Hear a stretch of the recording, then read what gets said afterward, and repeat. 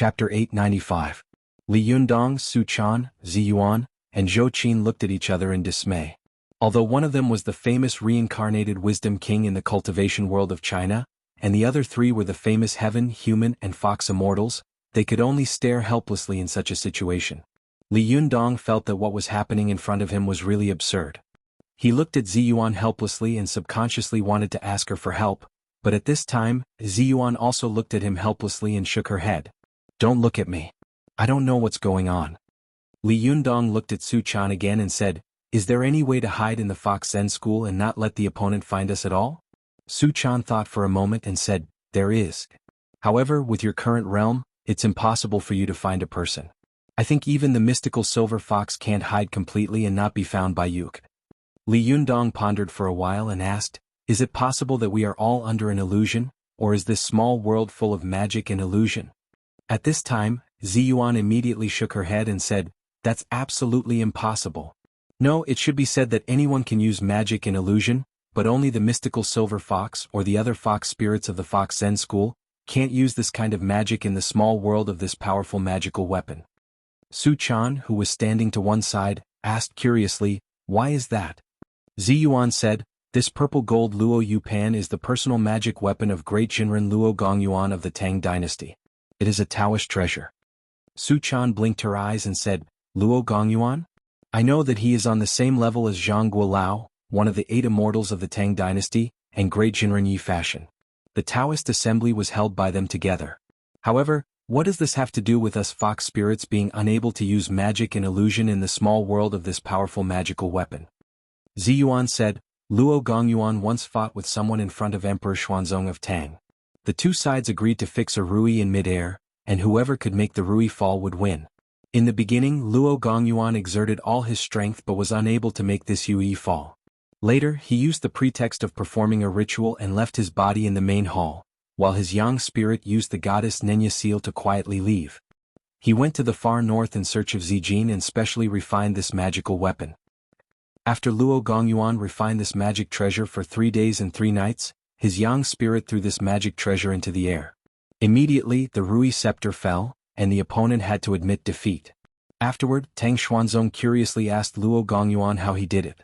Zhang Guolao and Vajra Sanzang couldn't do it before.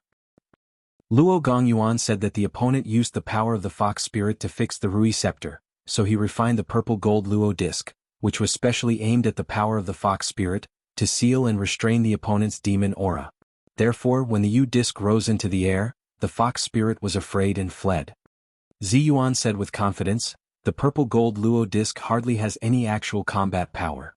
It was originally a sealing prop used by Luo Gongyuan to restrain the power of the fox spirit. But as time went on, this powerful magical weapon was gradually developed into an auxiliary prop by Taoist cultivators, so that cultivators could concentrate on cultivation in the small world, so as to obtain more time and strength.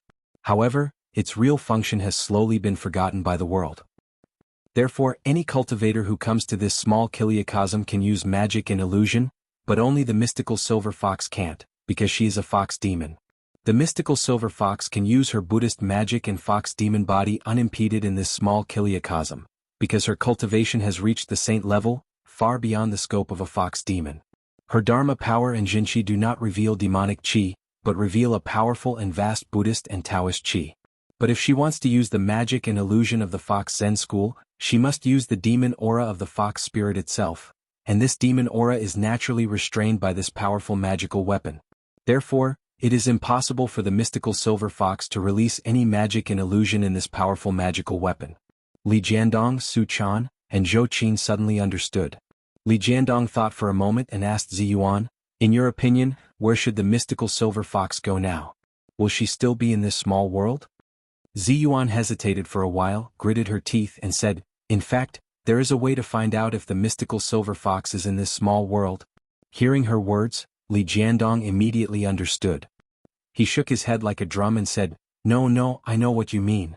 You want to destroy this powerful magical weapon. Once this powerful magical weapon is destroyed, the small world inside will also collapse and be destroyed. In this case, the mystical silver fox will naturally have no place to hide. She will either be destroyed with the small world or escape by herself. But what about Chao Kefi's soul and divine sense? Moreover, this is the powerful magical weapon of your Lingong sect. How can you tell your master's spirit in heaven if it is destroyed? No, this method absolutely won't work. Seeing that Li Jiandong had denied it so straightforwardly, Ziyuan sighed softly and said, "Then there's nothing I can do." Li Jiandong frowned and hesitated. Zhou Qin, who was beside him, advised, "Master, why don't we just go out first and then think of a way? I think there must be some mysterious change that we don't know. Otherwise it wouldn't be like this." Li Jiandong thought for a moment and nodded in agreement. Soon, the yang spirits of the four of them moved and came out of the Zijin Luo Pan. They returned to their own bodies. They had stayed in the small world for a long time, but it was only the blink of an eye outside. Ruan Hongling and Lin Miao saw that they had just gone in, and then they quickly came out. Ruan Hongling said in surprise, "You came out just like that? How is it? Where is the mystical silver fox? Is she dead?" Li Jiandong and the others looked at each other and smiled bitterly.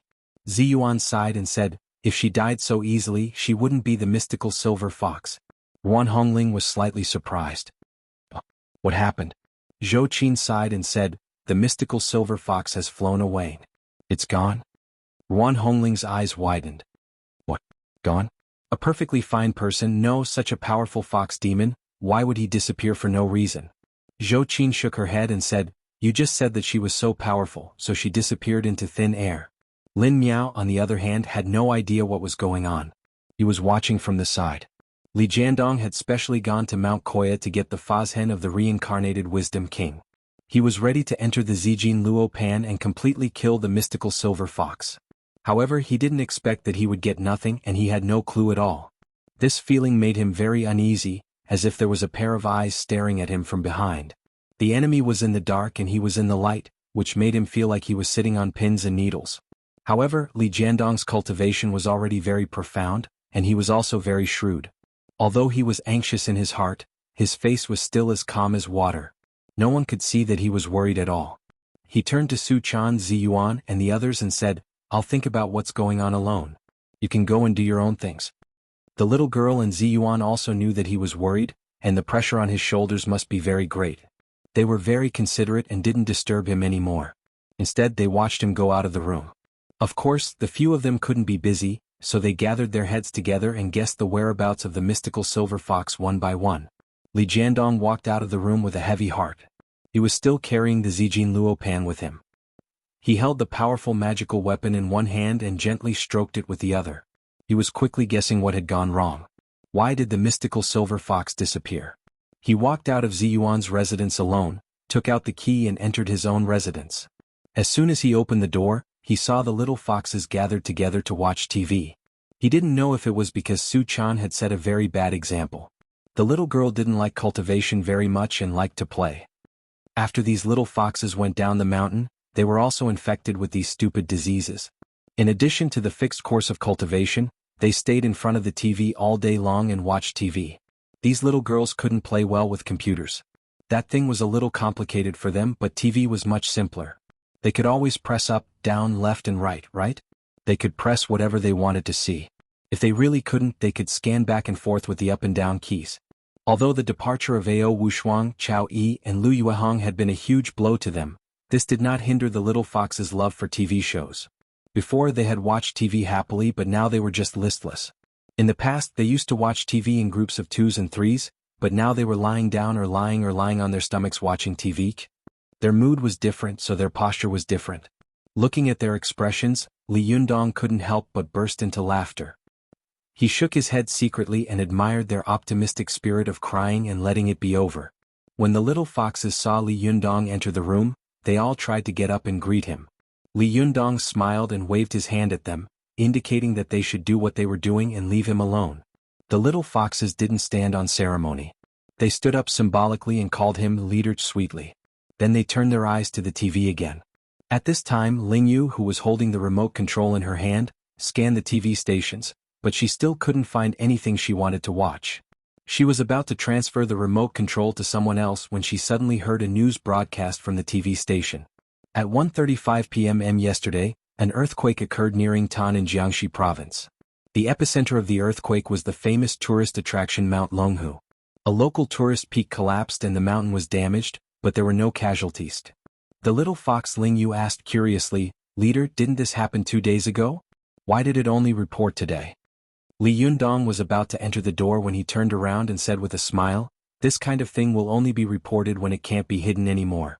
What's so strange about hiding it for a day or two? No one died.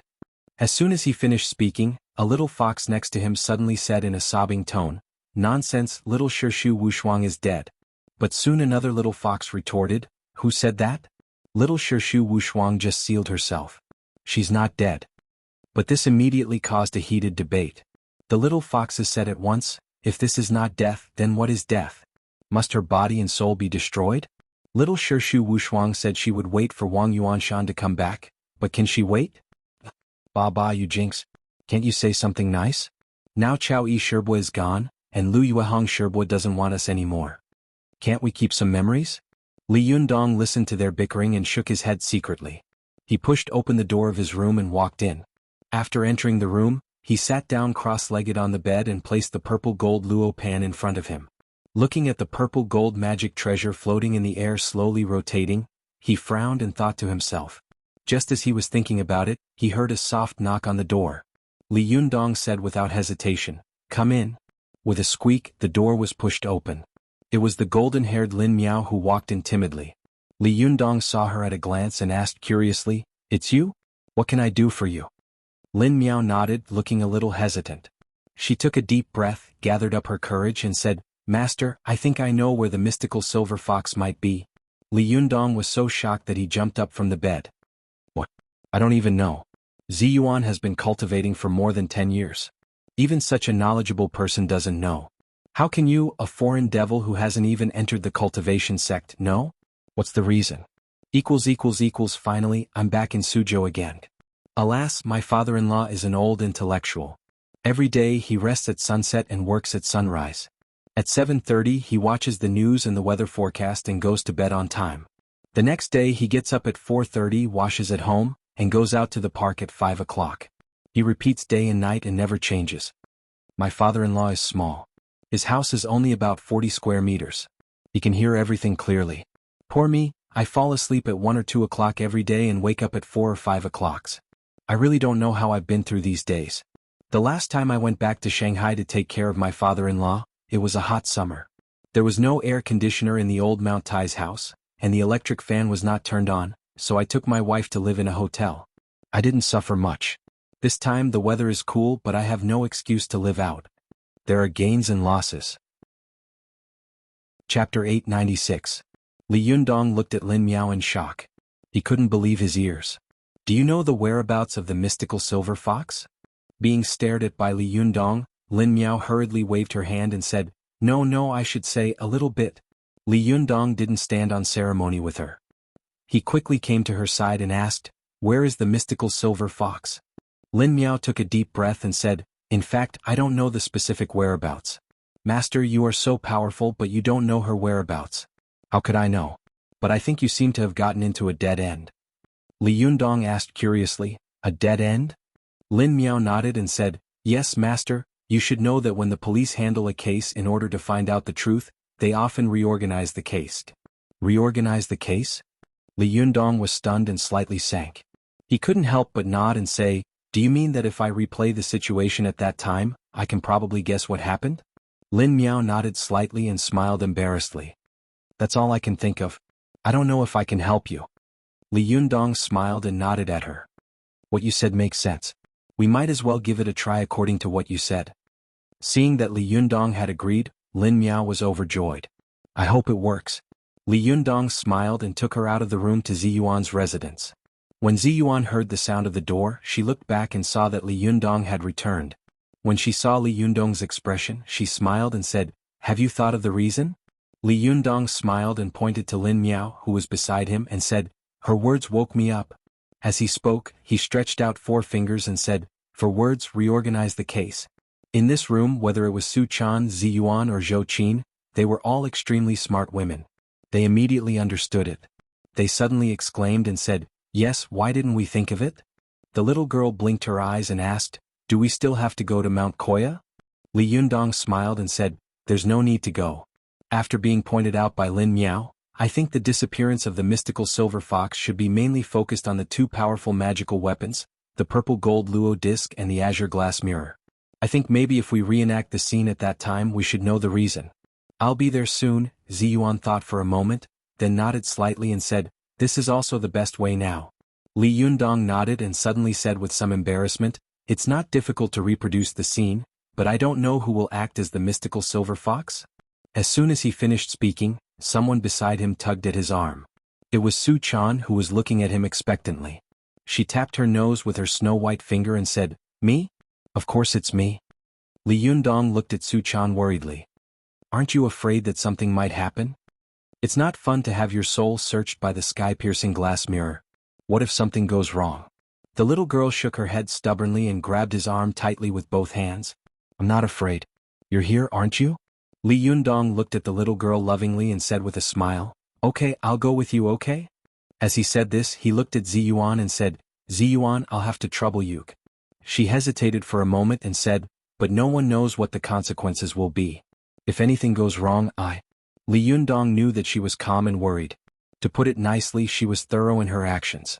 To put it bluntly, she was overcautious in her actions. He smiled and said, there is no perfect thing in the world. If you want to find out the whereabouts of the mystical silver fox, this is the only way now. However, I don't think there should be any risk. Moreover, the purple gold luo pan and the sky-piercing glass mirror are both your powerful magical weapons. It's the best thing for you to control them. Zhou Qin, who was standing to one side, thought for a moment and also advised, yes, Ziyuan, I'm not familiar with these two powerful magical weapons. Besides, there's no other way now. Let's stall for one more second. Ziyuan was a little worried, but when she saw that Li Yundong, Su Chan and Zhou Qin were all insistent, she couldn't say anything more. She sighed softly and said, well, since you all say so, let's give it a try. As she said this, she said to Li Yundong very cautiously, if you feel anything wrong, you must tell me immediately, and I will immediately stop the spell. Li Yundong had obtained the Wisdom King's Fazhen, and his strength and momentum were at their peak.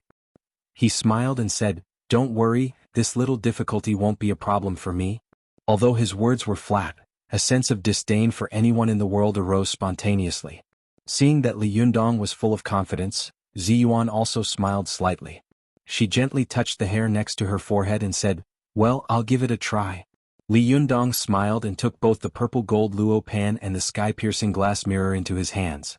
He erased all the spiritual energy and jinqi that belonged to him, and then put them in her hands. At this time, Ziyuan was already a great master in the Thunder Retribution realm. Although these powerful magical weapons were ownerless, when she poured her spiritual energy and jinqi into them, it was only a matter of an instant. Soon, these two powerful magical weapons were filled with her jinqi and spiritual energy, and once again became her own powerful magical weapons. Ziyuan looked around and said, I'm afraid this room is too small. I think we'd better find a more secluded and spacious place. When using the purple gold luo pan to cast spells, the caster must not be disturbed in any way, so the spaciousness of the place was secondary. Safety and concealment were more important. Li Yundong nodded and said, after thinking about it, the Taoist field of the Fox Zen School in Mount Tianlong is the most suitable. Moreover, the stone cave is quite secluded, so we don't have to worry about being disturbed by others. Everyone nodded in agreement, and they once again flew to Dongwu City. By the time they arrived at Mount Tianlong, it was already evening. When they entered the stone cave, it was even darker around them. They couldn't even see their fingers in front of them. After Su Chan, Ziyuan, and the others used magic to light up flames around them, the stone cave was brightly lit. Ziyuan had also been to this stone cave before. She saw that the stone cave was 5 or 6 meters high and 30 or 40 meters in diameter, which was suitable for such a magic casting experiment. Ziyuan left the purple gold luo pan in the middle of the stone cave. She held the sky-reaching glass mirror and said to Li Yundong and Su Chan, are you two ready? Li Yundong and Su Chan looked at each other and smiled. They interlocked their fingers and said with a smile, yes. Li Yundong said with a smile, it's not like we're going to be separated forever. Why are you so serious? Zhou Qin, who was standing to one side, also wanted to try with Li Yundong, but she saw that Li Yundong and Su Chan were holding hands so tightly that there was no gap between them. As soon as she opened her mouth, she immediately closed it again. She sighed softly in her heart and didn't say the words that were on the tip of her tongue. At this time, Ziyuan was shouldering a heavy responsibility, so she was not in the mood to pay attention to her little daughter's affairs. She had a vague feeling that something was wrong, but she couldn't tell what was wrong. She could only take one step at a time. When she came to the air, she urged her Jinshi to mobilize the sky-reaching glass mirror, and a straight colorful light hit Li Yundong and Su Chan suddenly.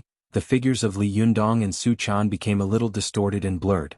Then, on the surface of the sky-reaching glass mirror, two figures slowly appeared. At first, it was a skeleton, but it slowly became bloody and rosy, and gradually turned into the human figures of Li Yundong and Su Chan. When Ziyuan was fighting with the mystical silver fox, she didn't see the figures in the spirit mirror with her own eyes. At this time she saw that the two of them looked exactly the same as real people, but she saw them gradually become bloody and plump from the terrifying and ferocious skeletons. The change was really a little creepy. Moreover, she also knew that when she extracted the souls of Li Yundong and Su Chan, if she didn't put their souls into the purple gold luo pan in time, if they were really pulled into the mirror body, it would lead to a great tragedy. Such a serious consequence. Even though Ziyuan was a calm person, she couldn't help but have cold sweat on her forehead at this time. Ziyuan nervously mobilized her Jinshi and separated the souls of Li Yundong and Su Chan from their respective human cauldrons. When their souls flew out, it seemed to others that it was extremely slow, but Ziyuan felt as if the souls of these two people would be locked in the celestial glaze mirror by her carelessness in the next second. She didn't dare to stay any longer. Soon, the mirror turned over, and the colorful divine light shone on the purple gold luo pan. Suddenly, the souls of Li Yundong and Su Chan were thrown straight into the purple gold luo pan. Zhou Qin and Lin Miao, who were next to them, both widened their eyes and looked over. They saw that as soon as the souls of Li Yundong and Su Chan came into contact with the purple gold luo pan, their figures immediately disappeared, just like the previous mystical silver fox. Zhou Qin immediately said to Ziyuan, "Ziyuan, stop. Hurry up and go into the purple gold luo pan to take a look." Ziyuan immediately put away the sky-reaching glass mirror. With a move of her body, her yang spirit went into the purple gold luo pan, and Zhou Qin's yang spirit also went in with her. Only Lin Miao was left to stare at them, feeling anxious. While Lin Miao was gritting his teeth anxiously, he saw Ziyuan and Zhou Qin quickly come out again. Their pretty faces were pale, and after they came out they looked indescribably panicked. Lin Miao's heart skipped a beat and he immediately asked, "What's wrong?" Ziyuan's face was extremely ugly. She frowned tightly as if she was thinking about something quickly. Her body was trembling slightly, and it was unknown whether she was afraid or worried. Zhou Qin said in a slightly trembling voice, "I can't find Master and Su Chan anywhere in the purple gold luo pan." As she said this, she looked at Ziyuan in fear. "Ziyuan, what should we do? Where on earth have they gone?" After hearing this, Lin Miao's eyes widened and he thought to himself, "Oh my god, no way? The two of them disappeared just like that? Is this a big change? I just got home. I'll write a chapter before eating. After eating I'll continue with the second chapter. I'll eat first." Chapter 897. The wonderful thing about changing a living person was that it could make a living person disappear under one's nose, and then instantly change back. It was wonderful to make a living person disappear, but it would be a little bad if it couldn't be changed back after it disappeared.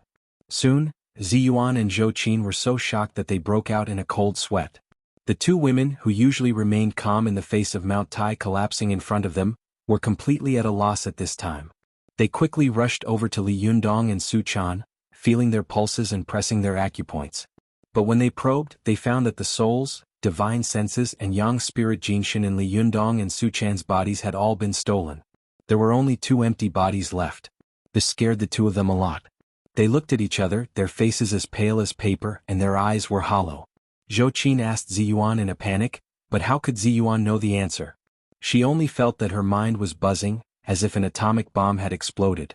The explosion made her dizzy, and the qi and blood in her body were in a mess. At this time, even if a little child were to stab her with a knife, she would probably fall down on her back. Zhou Qin saw that Ziyuan was a little strange. She quickly reached out her hand and pressed on the Lingtai acupoint on Ziyuan's back. Only then did the qi in Ziyuan's body become smooth and she came to her senses. Ziyuan's beautiful face turned pale, and she said in a trembling voice, "It's all my fault. I knew something would happen. Something really happened. It's all my fault." Zhou Qin saw that Ziyuan was already in a panic and felt extremely guilty. Although she was even more flustered than Ziyuan, she knew that she couldn't panic. Otherwise, the consequences would be unimaginable. One of them had to calm down. Zhou Qin quickly persuaded, "Ziyuan, How can you be blamed for this? Who would know what was going on? Maybe there was an accident? Or maybe Master was just joking with us. Zhou Qin didn't believe her own words. If Li Yundong had just reached the Zhuji phase, he might have made a joke with them. But now, Li Yundong's cultivation was getting higher and higher, and he was already the strongest person in the world. Not only did he have the strength of the strongest person in the world, but he also had the bearing and style of the strongest person in the world. How could such a person make such a joke with them at this critical moment? Therefore, there was only one possibility. You're almost there, and this kind of accident really made it hard for people to think in a good way. At the end of her words, Zhou Qin lowered her voice and looked gloomy. Persuading others made her even more depressed. This was really too depressing.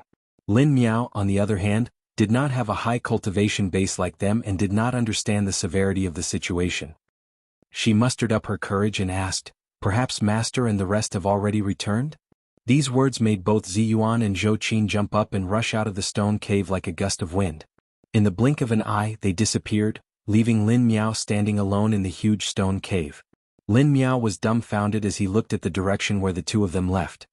He couldn't help but exclaim, "Hey, don't leave me behind. How can I go back alone?" At this moment, she had never felt so helpless and distressed. Even when she had traveled thousands of miles to China to seek Tao, she had never felt discouraged. But now, Lin Miao realized how insignificant and helpless everything he had been proud of was in this world of cultivation. Not only could she not help her master, but she had also become a huge burden. It was even a problem for her to go back alone. It was the middle of the night in the wilderness. How could she go down the mountain and take a car? Lin Miao was in a daze when she saw Zhou Qin rush back like a gust of wind. She grabbed her like a sack and rushed out. Her strength was so great that her whole body almost flew up. Fortunately, Lin Miao's body had been transformed by the Diuan Jindan, so it was far stronger than ordinary people. Otherwise, Zhou Qin's pull would have dislocated her arm. Zhou Qin pulled her and said quickly without looking back, "Let's go. You will be there soon." Although Zhou Qin and Ziyuan knew that it was impossible for Li Jiandong to leave them here for no reason and suddenly appear at home at this time, they were really terrified and helpless. They grabbed hold of a life-saving straw and refused to let go. No matter how ridiculous the speculation was, they were willing to believe it.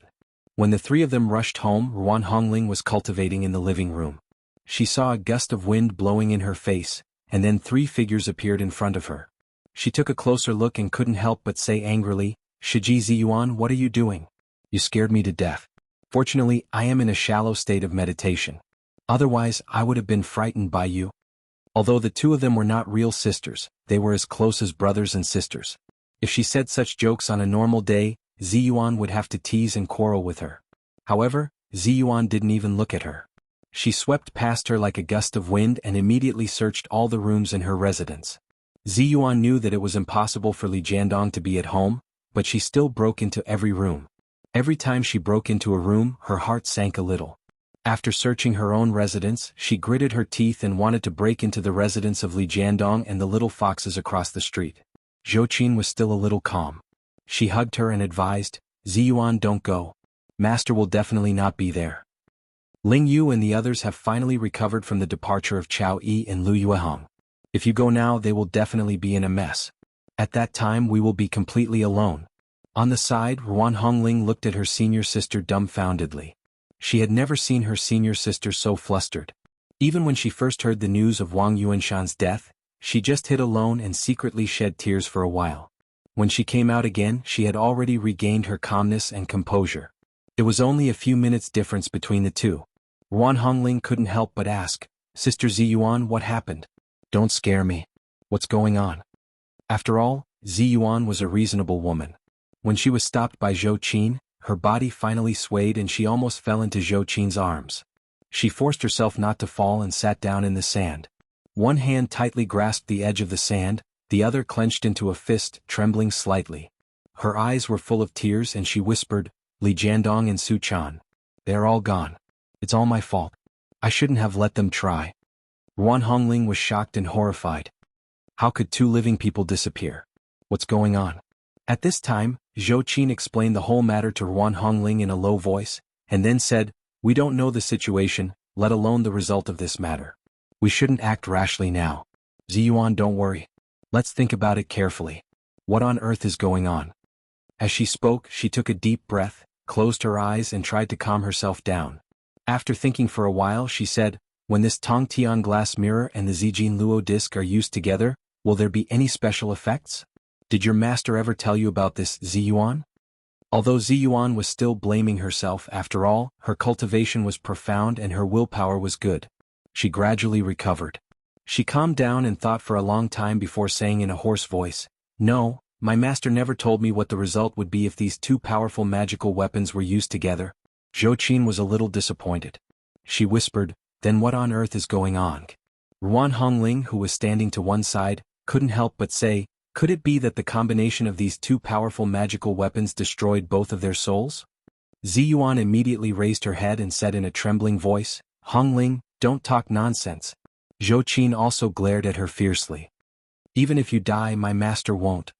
Ruan Hongling immediately covered her mouth with both hands and said with a wry smile, "I'm just thinking about the worsts. I don't want anything to happen to the two of them. Li Yundong is now a rich man. In the future, I still have to count on him to give me money to spend, not to mention Su Chan. Don't you know my relationship with Chaner? I'm just a child. The wind blows." Neither Ziyuan nor Zhou Qin was in the mood to pay attention to her. Their eyes kept rolling in their sockets trying to come up with a solution. Lin Miao also lowered his head, not knowing where to put his hands. Seeing that the two of them were in such a panic, Lin Miao couldn't help but whisper, "I'm sorry, it's all my fault. If I hadn't brought up this idea, it wouldn't have become like this." Ruan Hongling widened her eyes and looked at Lin Miao. "Ah, did you come up with this bad idea?" Lin Miao's face suddenly turned red and tears were about to fall. At this time, Ziyuan raised her head and scolded in a low voice, "Hongling, don't say it if you don't understand." As she said this, her eyes narrowed and she said in a deep voice, "I thought about it carefully. In fact, Lin Miao's method should be right, but we can't figure out the key points and don't understand what happened. In my opinion, when the purple gold Luo pan and the glass mirror of heaven were used together, there must have been some unexpected effect. That's why the souls of the mystical silver fox, Li Yundong, and Su Chan suddenly disappeared one after another." Zhou Qin's eyes lit up. "Yes, if we follow this clue, we will definitely be able to find out the reason." Ruan Hongling also clapped her hands and said, "Yes, Shiji Ziyuan, think about it. Who is the most knowledgeable person in the cultivation world now? Who can find out the truth of this matter?" Ziyuan bit her lip hard and said softly, "Zhou Chang is dead and my master has also passed away. I think the number of famous cultivators of the older generation in the cultivation world can be counted on one hand." Zhou Qin quickly thought of something and said, "Celestial Master Zhang?" Ruan Hongling didn't go to Mount Longhu with Li Yundong and the others. She had always been upset about the Jingyi school bullying their Linggong sect again and again. At this time when she heard this she was shocked. "Ah, are we going to ask the Jingyi school for help? Will they help us?" Ziyuan pursed her lips hard, stood up and said resolutely, "If they don't help, I will kneel through Mount Longhu." However, Zhou Qin didn't have such a deep-rooted sectarian ideology as Ziyuan. She said with a murderous look, "Humph, you're so polite. If they don't help, humph, I will make a scene in Mount Longhu. If my master is gone, no one in the world will have an easy time." Chapter 898. Ziyuan and Zhou Qin had made up their minds to go to Mount Longhu. Although Ruan Hongling was a disciple of the Jingyi school, she had been bullied a little harshly in the past. Therefore, when she heard that the two of them were going to Mount Longhu, she immediately said, Okay, let's go." Lin Miao was far inferior to the three of them in terms of seniority, and cultivation. In addition, it had been her idea before, so she didn't dare to say anything to stop them. She just looked at the three of them eagerly and said, "Can you take me with you?" Ziyuan looked at Lin Miao and frowned. She thought that there might be some conflicts in this trip to the Jingyi school, and Lin Miao's cultivation was too low. If there was really a conflict, she and Zhou Qin might not be able to protect themselves, let alone take care of Lin Miao. Ziyuan was about to speak, but Zhou Qin rushed to say, "Ziyuan, let Lin Miao go. Her identity is special. Maybe it will have a miraculous effect." Ziyuan's heart skipped a beat. She glanced at the golden-haired Lin Miao and nodded slowly. "Okay, but don't talk too much when you go. Mount Longhu is not like other places. If you cause any trouble we may not be able to protect you." Lin Miao's heart was in her throat. She finally relaxed and replied very seriously, "Well, I just want to help a little. I also want Master to come back as soon as possible." Speaking of Li Yundong, Ziyuan and Zhou Qin couldn't help but look at each other sadly. They couldn't help asking themselves countless times in their hearts, where on earth have Li Yundong and Su Chan gone? They were all cultivators, so they didn't stay for long. They rushed to Mount Longhu overnight. By the time they arrived, it was already early in the morning. Lin Miao was flying in the air with Ziyuan, looking down at the wonderful scenery of green mountains and rivers. She saw that at the foot of the mountain, there was green water flowing slowly along the mountain and around the peaks, as if resting or in love with the scenery. The beach was white and the pool was green. She was either talking softly or meditating quietly, like a beautiful and refined lady. Next to the green water were 99 peaks and 24 rocks. These peaks were filled with the softest water and the masculinity of the 99 dragons. From a distance, one could see that the ground was like holding a group of dragons and tigers. It was really majestic, like a tiger crouching and a dragon coiling. But looking closely, one could see that there was a refreshing green in the lush forest. It was full of spirituality. Even a rookie cultivator like her felt that her eyes would become much more comfortable with one more look, and her body would feel much more comfortable with one more breath of spiritual qi. This was the first time Lin Miao had come to this beautiful place. She couldn't help but be shocked by this wonderful scenery. She couldn't help but exclaim in a low voice, "What a beautiful place, what a magnificent place. It's really incredible." She turned her head and said to Ziyuan, "I've been to many countries, but only China has such a magical and beautiful place. Now I finally understand why only China has Taoist cultivators like you, while other countries don't." Even though Ziyuan's heart was heavy, she couldn't help but smile slightly. She said proudly, "There are spiritual mountains and beautiful waters everywhere in China. As long as there is a green water Dan Mountain, there will be Buddhist and Taoist cultivation fields. Such a place is full of spiritual qi and collects the essence of heaven and earth. It has the characteristics of 4 distinct seasons, and there is no suffering from the 4 seasons of cold, hot, and cold. I don't think there is such a cultivation place in foreign countries." Zhou Qin was born in an official family and had gone abroad many times since she was a child. She had been to many tourist attractions all over the world. She had been to most of the natural wonders that were praised by the world. But now that she thought about Ziyuan's words, she couldn't help but nod and say, "That's right. If we're talking about a place alone, there are actually other places that can be compared to Mount Longhu. However, there are so many spiritual mountains and secluded mansions in China that are concentrated in one country.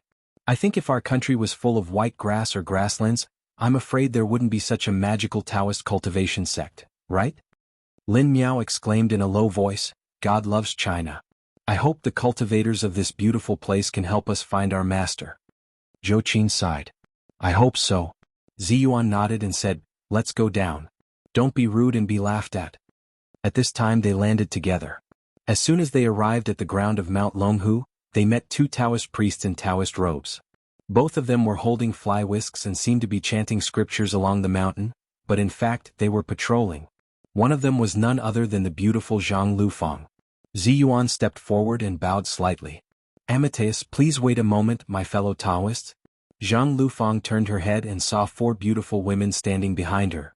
Except for Lin Miao, who she was unfamiliar with, she knew the other 3. Zhang Lufang was shocked and immediately returned the greeting. She said cautiously, "It's Jinren Ziyuan. I'm so rude. I wonder why Jinren Ziyuan is here?" Zhang Lufang had unintentionally made a big mistake.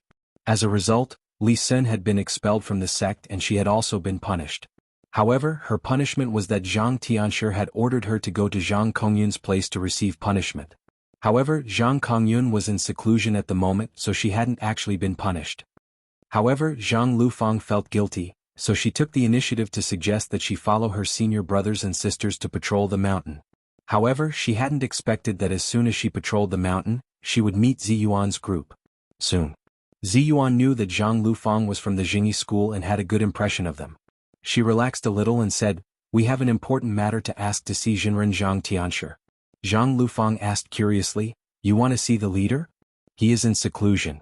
I'm afraid that you will have made a wasted trip." Ziyuan said softly, "We only have a few questions to ask Jinren. We will leave after we ask. There's no need to trouble him." Zhang Lufang hesitated for a moment, then turned to the male Taoist beside her and said, "Shixiang, what should we do?" At this time, the Taoist's heart was beating violently, and his mind was almost empty. He didn't dare to raise his head and said in a panic, "Little Shimmy, you make the decision." Zhang Lufang had a strange look on her face. "It's really strange. As a Xixiang, how can you let my little shimmy make the decision? No, I don't make the decision. Otherwise, if something goes wrong, I will be blamed again. It's not easy for me to have a Xixiang, but he has been kicked out of the sect.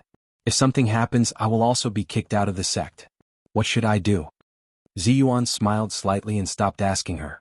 She turned to the male Taoist Xixiang and said, "Fellow Taoist, can you help me pass the message?" The power of a beautiful woman was infinite, not to mention a fairy. The male Taoist had seen Ziyuan at the inauguration ceremony of Mount Longhu before. He had fallen in love with her at first sight. At this time, when he saw her again, he was so nervous that his heart almost jumped out of his throat. In addition, Zhou Qin, Ruan Hongling, and Lin Miao, these three beautiful women were by his side. They were so beautiful that he didn't dare to lift his eyelids. The Xixiang hurriedly replied, "Okay, fellow Taoist Ziyuan, please come with me." As he spoke, he turned around and walked up the mountain. Zhang Lufang was a little tongue-tied as she watched from the side. She thought to herself, "Hey, are you serious?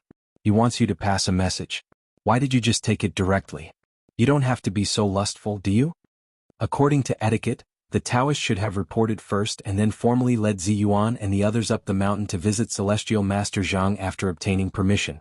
However, Ziyuan hadn't expected that the Taoist would directly lead them up. She hesitated for a moment. Zhou Qin, who was beside her, immediately urged, "What are you hesitating for? Follow him. Time waits for no one." Thinking of this, Ziyuan made up her mind and stepped forward to follow him. Although Zhang Lufang faintly felt that something was wrong, she had shirked all responsibility before. In any case, no matter how much blame was placed on her, she was happy to follow them leisurely.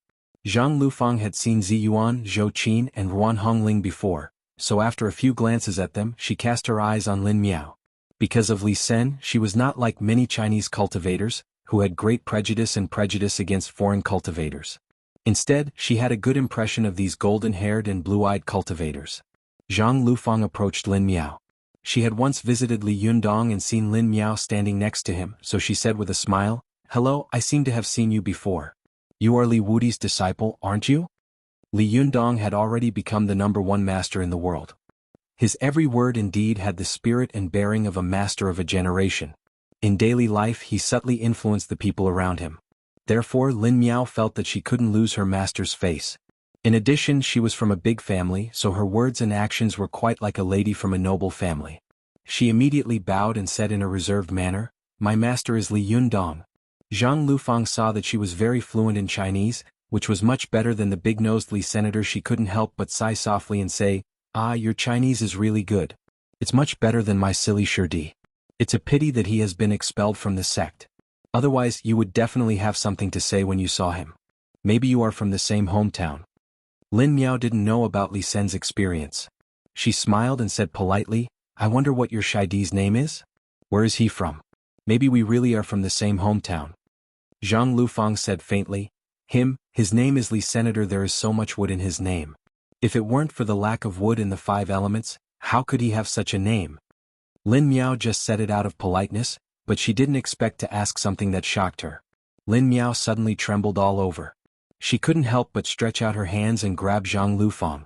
She cried out involuntarily, "What did you say? Listen, John. Where is he?" Zhang Lufang looked at Lin Miao tongue-tied. She hadn't expected that this blonde, blue-eyed, and polite beauty would lose her composure like this. She cried out, "You're hurting me?" Although Lin Miao didn't have any spiritual power, she was also a reconstructed body of panacea, so she was very strong. She had lost her composure and squeezed hard, almost turning Zhang Liufang's 2 delicate arms purple. Lin Miao immediately let go of her hand and said apologetically, "I'm sorry, I was too excited. Is your Shirdi called Li Sen? Is he tall? Has curly golden hair? Does he look like a burly man?" Lin Miao described Li Sen's appearance to Zhang Lufang in detail. Every time she said a word, Zhang Lufang nodded, and the expression of surprise on her face became more and more serious. "You know, big blockhead. Are you really from the same hometown as him?" At this time, Zhou Qin also turned around and asked curiously, "Jinren Zhang Lufang, how do you know Zhang? I know Li Sen?" Zhang Lufang smiled at her and said, "You can just call me Zhang Lufang. I'm not a Jinren. I'm not good at fighting, but I'm good at causing trouble, he." As soon as she said this, Zhou Qin immediately thought of Su Chan. She smiled, and her favorable impression of Zhang Lufang suddenly doubled. At this time, Zhang Lufang told her how she had found Li Sun, how she had brought him back, and how he had become a disciple of the Jingyi school. Ziyuan listened carefully. Ziyuan had been listening carefully. At the end she understood a little. It turned out that during the inauguration ceremony, someone had faintly shouted in the crowd, as if he was speaking up for her. At that time she was in the limelight, but she didn't pay attention. She didn't expect that person to be Li Senator at this time. Ziyuan couldn't help but turn around and ask, "How is Li Sin now?" Lin Miao couldn't wait to ask, "Yes, where is he?" Zhang Lufang told her what had happened later. She sighed softly and said, "It's all my fault. If I hadn't been so nosy, how could so many things have happened?" At this time, Ziyuan and Zhou Qin looked at each other. Only then did they understand why the ninth heaven divine Night Thunder had not killed the mystical silver fox. It was because of the coincidence between Li Sen and Zhang Lufang that the mystical silver fox had escaped. Because of this, Li Sen had been expelled from the Jingyi school, and in the end he had not been able to meet Lin Miao. At this time, the two of them sighed with emotion and shook their heads secretly. Ziyuan said softly, "We meet in the mountains and rivers. We are fellow Taoists. Where can we not meet again? Lin Miao, you don't have to worry about him. I believe that Li Sun will have his own good fortune. Now that you know his whereabouts, you will definitely meet him again in the future." Lin Miao sighed softly and said, "I hope so." Ziyuan didn't expect that their group of people had originally wanted to find Li Yundong's whereabouts, but they had accidentally found out Li Sen's whereabouts. It was really unintentional. She sighed anxiously in her heart and said, "I know Li Sen's whereabouts, but where is Li Yundong? I just came back from Nanjing with my wife. My back is aching. I'll try to write another chapter later." Chapter 899. Ziyuan and the others inadvertently learned of Li Sen's whereabouts. Although Lin Miao wanted to find Li Sun and let him return to Li Yundong's side, Li Yundong's whereabouts were unknown now. As a disciple, she didn't dare to leave, so she could only suppress this idea for now. When Ziyuan followed the male Taoist to the front of the Taoist master's mansion of the Jingyi school, Zhou Ping, who was on duty outside, saw them and was shocked. Although her prejudice against Ziyuan and the others was not as deep as before, she was really shocked to see them in the heart of the Jingyi school. If Ziyuan had come to Mount Longhu in the past, there would have been nothing to be surprised about. But now Ziyuan was an inner disciple of the Jingyi school. She had started cultivating in her mother's womb. She was also a Thunder Retribution Master and the successor leader of the Linggong sect. Whether it was in terms of qualifications, seniority, or strength, she was a great master who could be on an equal footing with the leaders of all sects in China. Zhou Qin was also a Lightning Retribution Master, and she was Li Wudi's first disciple. In the future she would definitely become an earth-shattering great cultivator. The two of them had come together. One could imagine how important they were. Even the Jingyi school did not dare to underestimate them. These two great Thunder Tribulation experts appeared in front of Celestial Master Mansion without warning. If they were hostile, the consequences would be unimaginable. Zhou Ping first politely and reservedly bowed to Ziyuan, Zhou Qin, and the others, then glared at Zhang Lufang and the Taoist priest who had led the way. She pulled them aside and scolded them in a low voice, "What are you doing? What kind of people were they now? How could they be casually released like this? What are they doing here?" Zhang Lufang lowered her head and did not speak, but her eyes were rolling. She tried to look at the Shirdi next to her out of the corner of her eyes. At this time the Shirdi also knew that he had done something wrong. He braced himself and said, "I brought her up here. I saw that Jinren Ziyuan was not an outsider and she wanted to see the leader, so..." Zhou Ping said angrily in a low voice, "You also know to call her Jinren Ziyuan? If she's not an outsider, why don't you call her senior sister Ziyuan? She could see the sect leader whenever she wanted to? Do you think this is a market? You think you can come and go as you please?" Zhang Lufang whispered, "Eldest senior sister, you don't have to say that, do you? I heard from Jinren Ziyuan that there's a very urgent matter." Zhou Ping frowned secretly. Just as she was about to continue teaching Zhang Lufang a lesson, a voice came from the side. "What's the matter?" It was Zhang Ling who had heard the noise and walked over. YZ.com. When Zhang Ling saw Ziyuan, Zhou Qin, and the others, she was also shocked. She stepped forward and winked at Zhou Ping, indicating that she should deal with these matters. She bowed to Ziyuan, Zhou Qin, Ruan Hongling, and Lin Miao, then said, "Amateus, we meet again. Jinren Ziyuan. What about Jinren Li? He should be busy dealing with the sealed mystical silver fox now, right?" Ziyuan felt a little uneasy. She returned the salute and said, "To tell you the truth, We came here uninvited for this matter. Zhang Ling looked at her strangely and then said, "Sure enough, you don't come to the temple for nothing. What happened?" Ziyuan sighed softly and told her what had happened. Then she knelt down gracefully and kowtowed to the place where Celestial Master Zhang was cultivating in seclusion. She said, "After thinking about it, we think that only Celestial Master Zhang is the most admirable in the cultivation world today. He can be said to be knowledgeable from ancient to modern times. He knows Chinese and Western things. He knows 2,000 years and 800 years. He will definitely be able to answer the doubts in our hearts. I think this matter is of great importance. It's not only related to the personal safety of Li Jiandong and Su Chan, but also the whereabouts of the mystical silver fox. I hope that Celestial Master Zhang will help us for the sake of the Buddha." During the inauguration ceremony, Ziyuan had been under heavy pressure. She had never begged for mercy, let alone knelt down. But at this time she bowed gracefully and prostrated herself on the ground. The others couldn't help sighing and pointing at her. Zhou Qin, who was standing to one side, saw her kowtow. Although she was a little reluctant, she still followed suit for the sake of her master. As soon as the two of them knelt down, Ruan Hongling and Lin Miao had no choice but to kneel down as well. The four of them knelt on the ground in a row and begged in a low voice. Even Zhang Ling, who had a heart of stone, couldn't help but shake her head and soften her heart. She sighed in her heart, "I didn't expect Ziyuan to be as affectionate as her master. She could actually do such a thing for Li Jiandong." Zhang Ling was very proud. She judged others by herself. She felt that if she were Ziyuan she would never do such a thing. She admired her in her heart. Just as she was about to speak, she heard a gentle voice say, "Not for the sake of the monk, but for the sake of the Buddha? Ziyuan, when did you convert to Buddhism?" There was a hint of a smile in this sentence. Not only did it not sound abrupt, but it also made people feel close to her. Ziyuan immediately raised her head and hurriedly asked, "Leader Tianshi, have you agreed to help us?"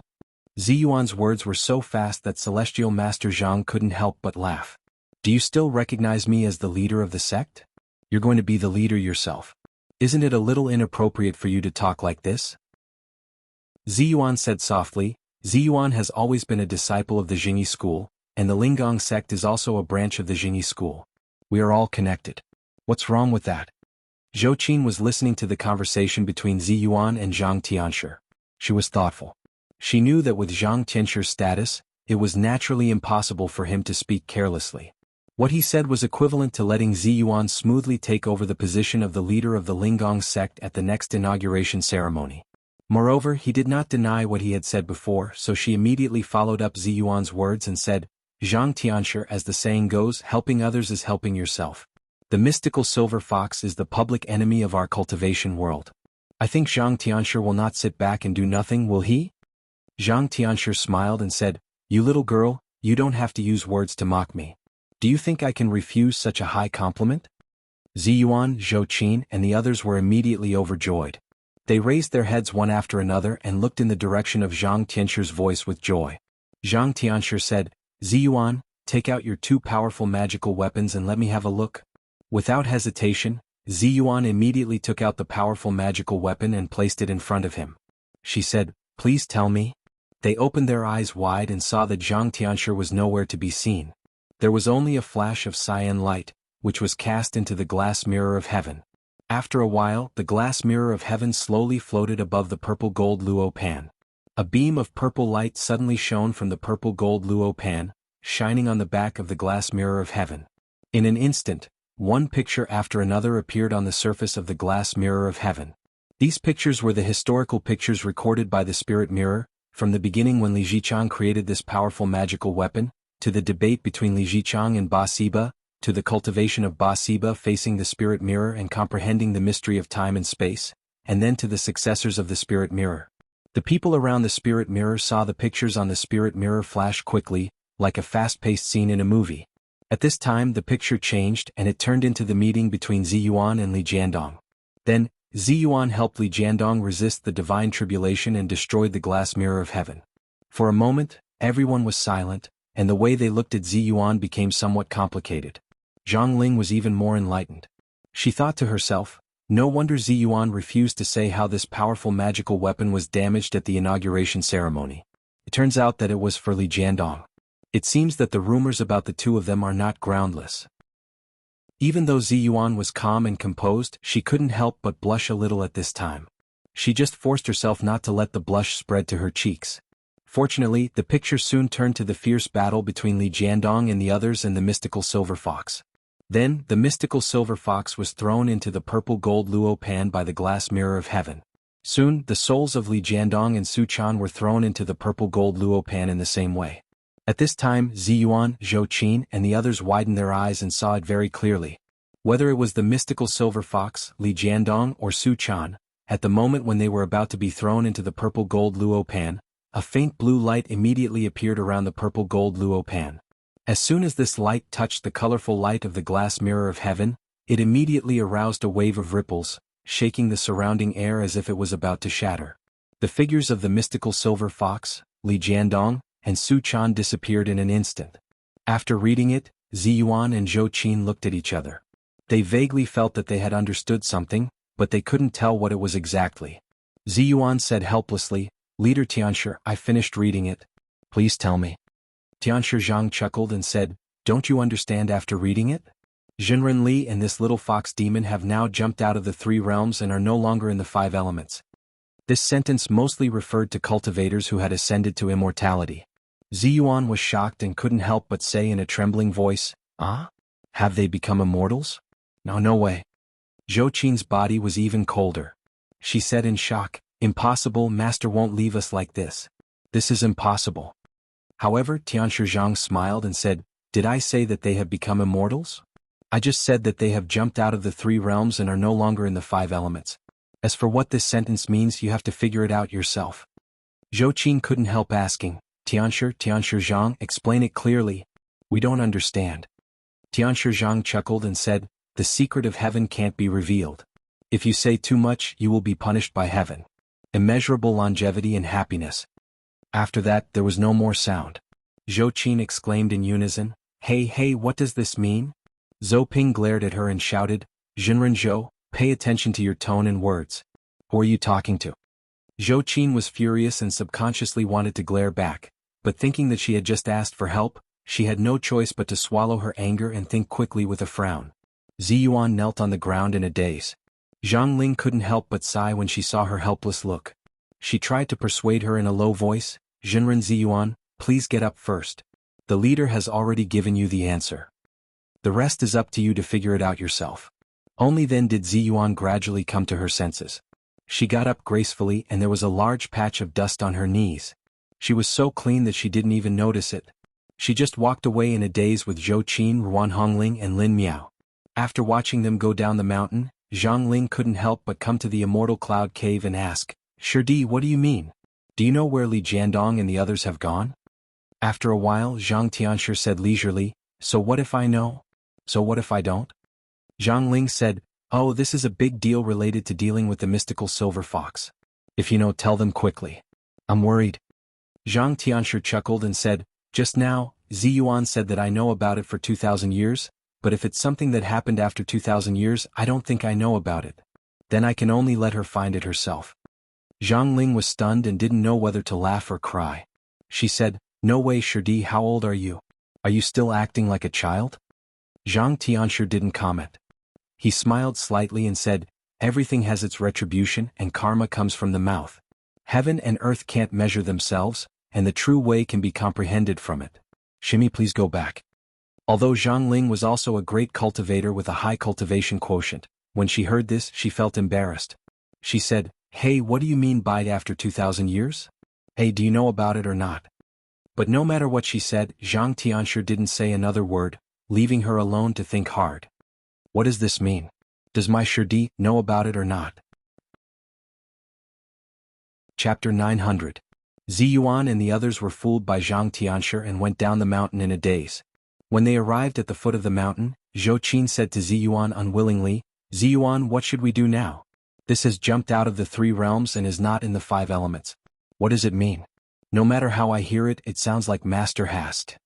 As she spoke, she couldn't say the rest of her words as if she was afraid that once she said it, it would become a prophecy. The reason why mortals were afraid of death was that death separated people from life and death forever. They were separated by 2 worlds and could never meet again. 4 cultivators, Although ascension to immortality meant that a person had achieved positive results, it was not good news for those who were still cultivating hard in the mortal world, because it also meant that they and this person were separated by two worlds and it would be difficult for them to meet again. It was a nice way to say that a person had ascended to immortality and gone to the immortal world, but if they could never meet again, what was the difference between this person and being dead? At that time, the Jingyi school had spread the news that Wang Yuanshan had ascended to immortality. After learning this news, Ao Wushuang's temperament had changed greatly. That was why she had been able to change from an innocent girl to a cold and quiet woman. Yan Fang had even endured hardships and lurked in the Fox Zen school in an attempt to take revenge. The reason for their change was very simple. It was because they knew that ascension was a nice way to say it, but the actual answer was that Wang Yuanshan was already dead. Zhou Qin was afraid that Li Yundong would be like Wang Yuanshan, ascending to immortality on the surface, but in fact he was already dead. Ziyuan was also right about what she was most worried about. Her face turned pale and she murmured in a low voice, "No, how can there be such a way to ascend in the world?"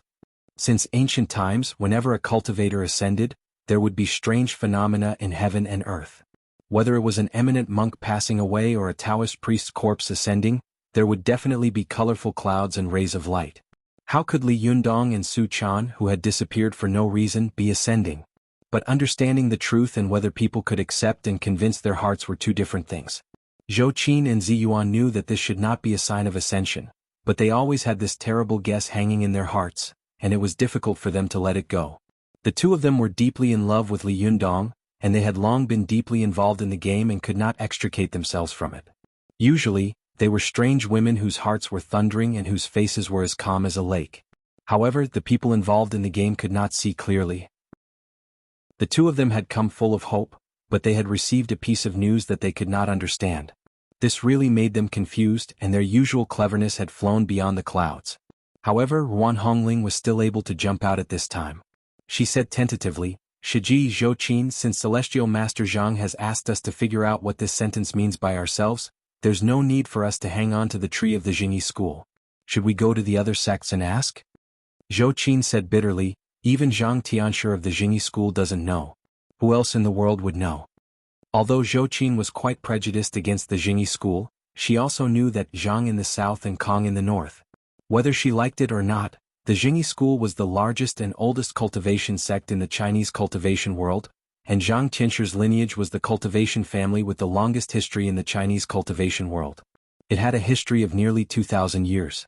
In terms of foundation and bearing, there was no one in the world who could be more profound than them.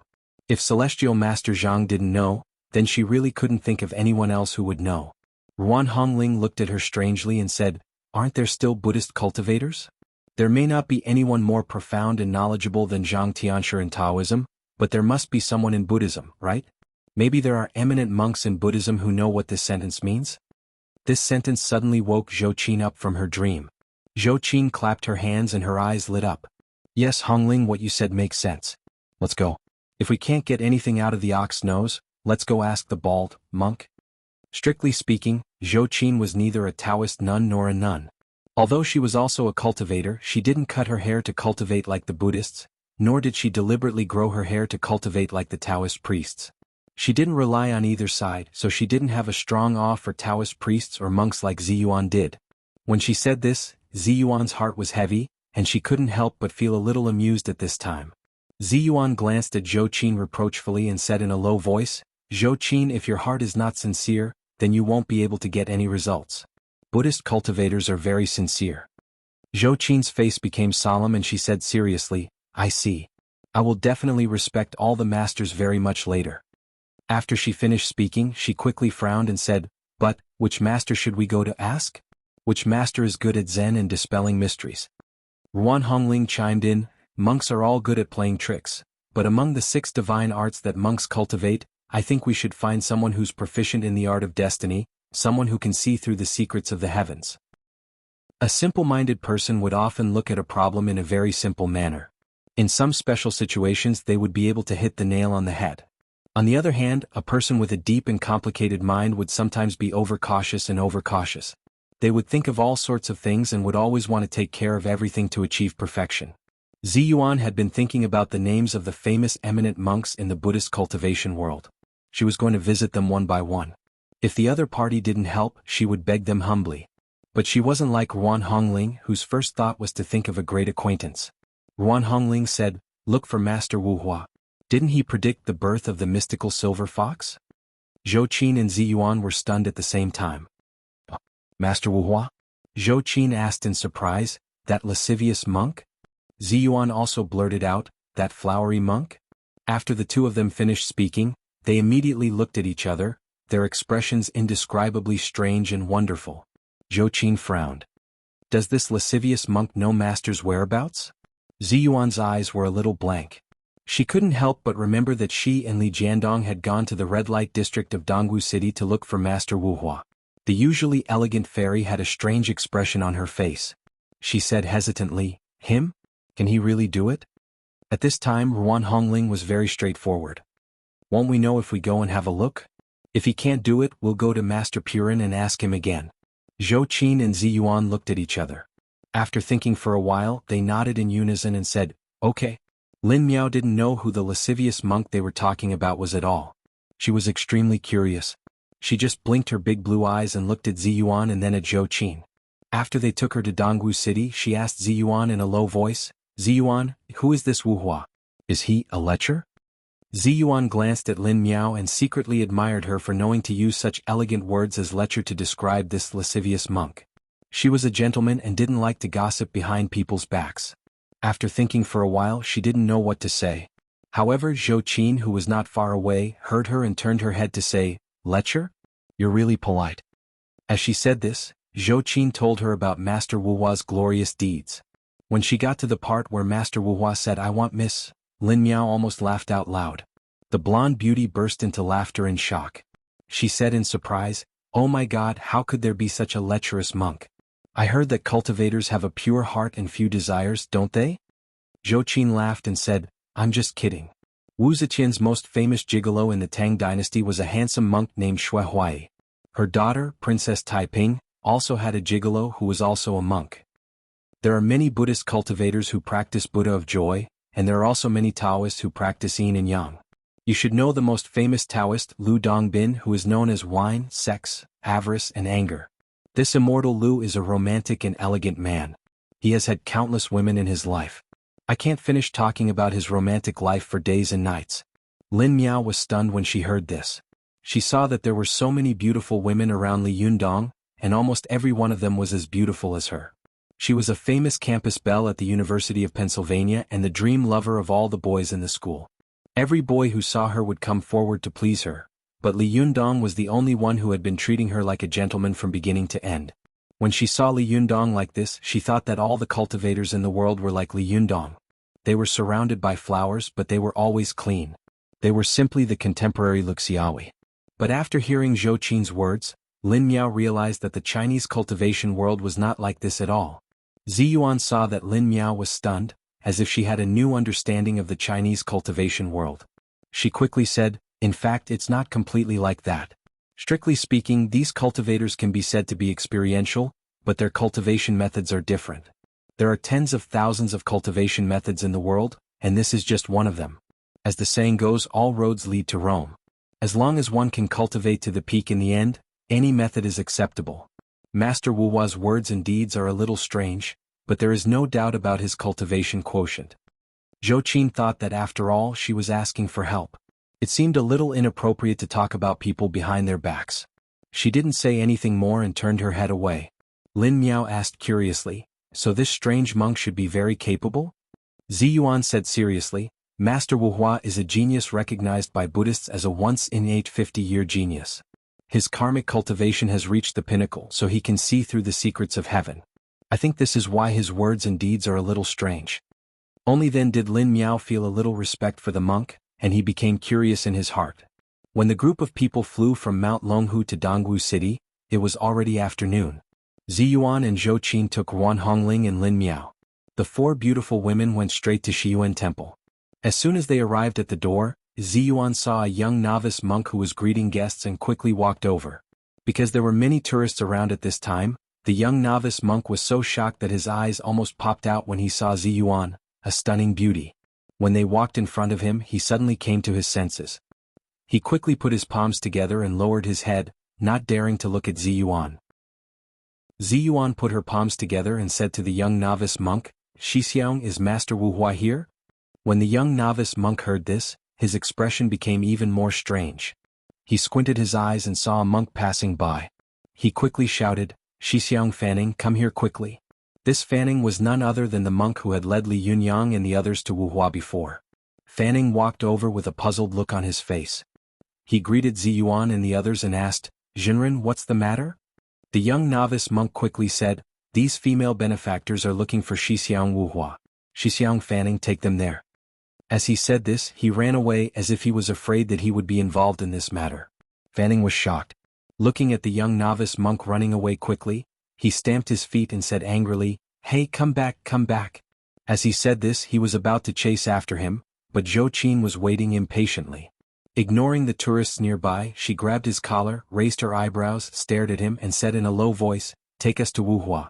If you refuse, I will shout that you molested her." As she said this, Zhou Qin pointed at Wan Hongling behind her. Wan Hongling was shocked. "Why me?" Zhou Qin turned around and glared at her. She mouthed silently, "Nonsense, is it me?" Wan Hongling was flustered and exasperated. She was about to lose her temper and argue with Zhou Qin, but Ziyuan pulled her and motioned for her not to speak. Wan Hongling was so angry in her heart. "Good Shiji, you really sold me out for your lover? What a woman." Fanning was also shocked. "Jinren Zhou, calm down. If you have something to say, let's talk it out. Buddha won't believe you if you talk nonsense like this." Zhou Qin smiled maliciously and said, "It doesn't matter whether Buddha believes it or not, but I know that 80% of these people who burn incense and worship Buddha will believe it." As he said this, Fanning couldn't help looking to the side. Sure enough, he saw a group of onlookers who didn't know the truth widening their eyes. Some of them even turned on the camera function of their mobile phones. Fanning complained in his heart. He knew that Zhou Qin was famous for her strong temper in the Chinese cultivation world. She would do what she said. If they made a fuss, he was afraid that the reputation of Shiyuan Temple would be implicated by him. Amit Bon. Jinren Zhou is too cruel, isn't she? Fanning's face was so bitter that he could almost squeeze out bile. He said with a sad face, "Don't, Jinren Zhou, please be merciful. I'll take you there, okay?" Chapter 901. Seeing that Fa Ning had given in, Zhou Qin snorted. She glanced around and saw that many monks in the temple were secretly looking at them, pointing at them and laughing secretly. When they saw Zhou Qin looking at them, they immediately turned their heads away. With a solemn expression on their faces, they raised one hand and went into the temple in a line. Fanning said to Zhou Qin with a tearless face, "Jinren Zhou, let go of me. Buddha said that men and women should not touch each other. What are you doing?" Zhou Qin let go of his collar and said unforgivingly, "Bah, is this what Buddha said? When did Mencius become Buddha? I've learned a lot. Don't you read books?" Fanning's face turned red, and he was so ashamed that he really wanted to dig a hole in the ground and hide in it. He put his palms together and said to Ziyuan with a twisted face, "Jinren Ziyuan, come with me. I'll take you to Shixiang Wuhua." Shiyuan Temple was located on Shiyuan Road in Dongwu City, and there was a small moat next to it. Ziyuan saw that Zhou Qin was in extreme pain. If it weren't for the onlookers blocking the way at this time, Fanning would have turned around and jumped into the river. Ziyuan glared at Zhou Qin reproachfully. She said to Fanning politely, "Master Fanning, please lead the way." Fanning quickly waved his hand and said, "I don't dare to call myself master. Jinren Ziyuan, just call me Fanning." After that, he didn't dare to look at Ziyuan and Zhou Qin again, as if looking at them one more time would cause endless trouble. Fanning lowered his head all the way and walked out quickly. Ziyuan and Zhou Qin followed behind him. After they stopped a taxi, they soon arrived at Mudu Hong Kong Street, which they hadn't seen for a long time. In their group there was a monk and 4 stunning beauties. Fanning sat in the front row while Ziyuan, Zhou Qin, Wan Hongling, and Lin Miao sat side by side in the back row because of their slim figures, so it wasn't crowded. The driver driving in front had a strange expression on his face all the way, especially when he heard that they were going to Mudu Hong Kong Street. He kept glancing at Ziyuan and the others in the rearview mirror. After they got out of the car, the driver stepped on the accelerator and muttered in Dongwu dialect, "What morning light is that? So thick, let the flowers wipe." However, he was secretly cursing. In this day and age, even monks were so flirtatious. What kind of world was this? Even the driver had such a perverted thought, let alone the guests in the red light district. Along the way, Countless people looked at Ziyuan and the others with surprised and doubtful eyes. Some men were really shocked when they saw Ziyuan. They didn't dare to have any evil thoughts in their hearts, let alone go forward to ask about the price. Last time with Li Jidong they had been accompanied by him. With his appearance and his temperament, others didn't dare to look at them. But they Fanning they Li and they and Li and Dong, in Li. But they in they Qin and... Didn't we already pass the Crystal Love International Entertainment City? Fanning put his palms together and said with a wry smile, Jinren Zhou, my Shixiang is not here. He went to another shop to beg for alms today. Beg for alms? Zhou Qin laughed and sneered. Is he begging for naughty things? Fanning's face turned red and he braced himself to say, Shixiang's spiritual energy is profound. We don't understand his words and deeds. Zhou Qin snorted and stopped talking to him. She just urged him to hurry up and lead the way. Before long they arrived in front of a sauna. The sauna didn't look big and there were a few pink lights at the door which really annoyed Zhou Qin. She glanced around and saw that most of the women in the shop were vulgar. They were dressed very violently, and their faces were covered with heavy makeup. If she hadn't come here twice to look for naughty things, she would never have set foot in such a place in her life. Zhou Qin thought highly of herself. Not only was she lofty but she also had a bit of moral cleanliness. She looked down on this kind of woman who did naughty things from the bottom of her heart. Seeing this place, how could she show a good face? Zhou Qin turned her head and asked Fanning, is your Shixiang here? Fanning said with a wry smile, Shixiang has recently enlightened a woman in this shop. It should be. Zhou Qin sneered and said, enlightening a woman? Do you need to do it in such a place? Since you know that your Shixiang is here, it seems that you are not a good person. Humph, you are just as bad as him. Fanning really wanted to kill himself in front of the pink lights. He said tearlessly, no, I've never been to this place. As soon as he finished speaking, he saw Madame Mulberry come out and say to Fanning with a smile on her face, oh, Master Fanning, you're here again. Come on in and sit down. Hearing this, Ruan Hongling couldn't help but burst into laughter. Lin Miao also burst into laughter. He turned his face away and his shoulders kept shaking. Fanning's face turned purplish red like a pig's liver. He couldn't speak for a while, so he just looked at Ziyuan for help. Ziyuan said helplessly to Zhou Qin, Zhou Qin, stop talking. Hurry up and find someone. Zhou Qin sneered and shouted at Madame Mulberry, hey, call Wu Hua out. Madame Mulberry put one hand on her waist and held a cigarette in the other. She said in a very coarse voice, oh, who are you? What's your relationship with Master Wu Hua? What's your relationship with Master Fanning? When these beautiful women stood at the door, they naturally attracted a lot of attention. With a monk standing among them, it was even more eye-catching. Madame Mulberry had seen them for a long time.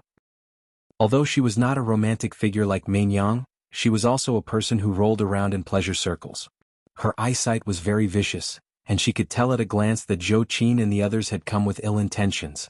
She had also seen Fanning and Wu Hua come to the shop together, and she had also heard Wu Hua call the monk Fanning. Therefore, she preemptively told Zhou Qin, the person who came with you is not a gentleman. Don't try to do this. Save it. Madame Mulberry's idea was not bad. This was very useful for many women who wanted to save face, but what kind of person was Zhou Qin? She was a strong person who could fight with others head-on and break her bones as if nothing had happened. How could she give up just because of a few words? When Zhou Qin heard Madame Mulberry's words, she was so angry that she raised her eyebrows. She didn't talk nonsense with Madame Mulberry and went straight inside. She walked up to Madame Mulberry, pulled her arm and pushed her. Get out of my way. What kind of cultivation quotient was she? Although she didn't use much strength, Madame Mulberry immediately flew out. After flying in the air for a while, she fell to the ground with a bang and screamed like a pig being slaughtered, come on. Where are all the people? Hurry up and chase these crazy women out for this old lady. Almost every entertainment venue had its own security guards. As soon as Madame Mulberry shouted, a few strong thugs immediately ran down. When they saw Zhou Qin standing at the front, they were stunned. They had been rolling around in prostitution and had seen a lot of beautiful women, but they had never seen a woman with such temperament, outstanding figure, and stunning beauty. Especially when they looked back and saw Ziyuan again, they didn't know how to walk or speak. Each of them widened their eyes and stood motionless as if they had been immobilized.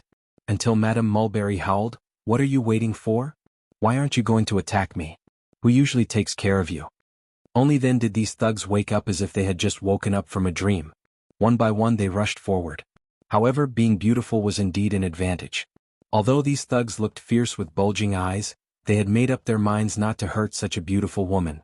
However, they had pity for her, but Zhou Qin had no intention of being soft-hearted. She snorted coldly, and the others saw her waving her slender hand. Suddenly, these burly men flew out of the door like little children and fell heavily on the road. They were confused and cried out. The eyes of the bystanders bulged out and they were shocked. Damn, is this a beautiful girl? This woman is too powerful, isn't she? Seeing that the situation had developed so much, Ziyuan complained in her heart, but she couldn't say anything. She just whispered to Zhou Qin, "Hurry up and go in. I've already locked on to Master Wu Hua's location." After hearing this, Zhou Qin didn't even look at them and rushed straight in. The people in the sauna saw that she was so domineering and fierce, so no one dared to stop her. When a technician and a young lady saw her coming over, they immediately screamed and dodged as if they had seen a ghost. Then they watched her walk inside.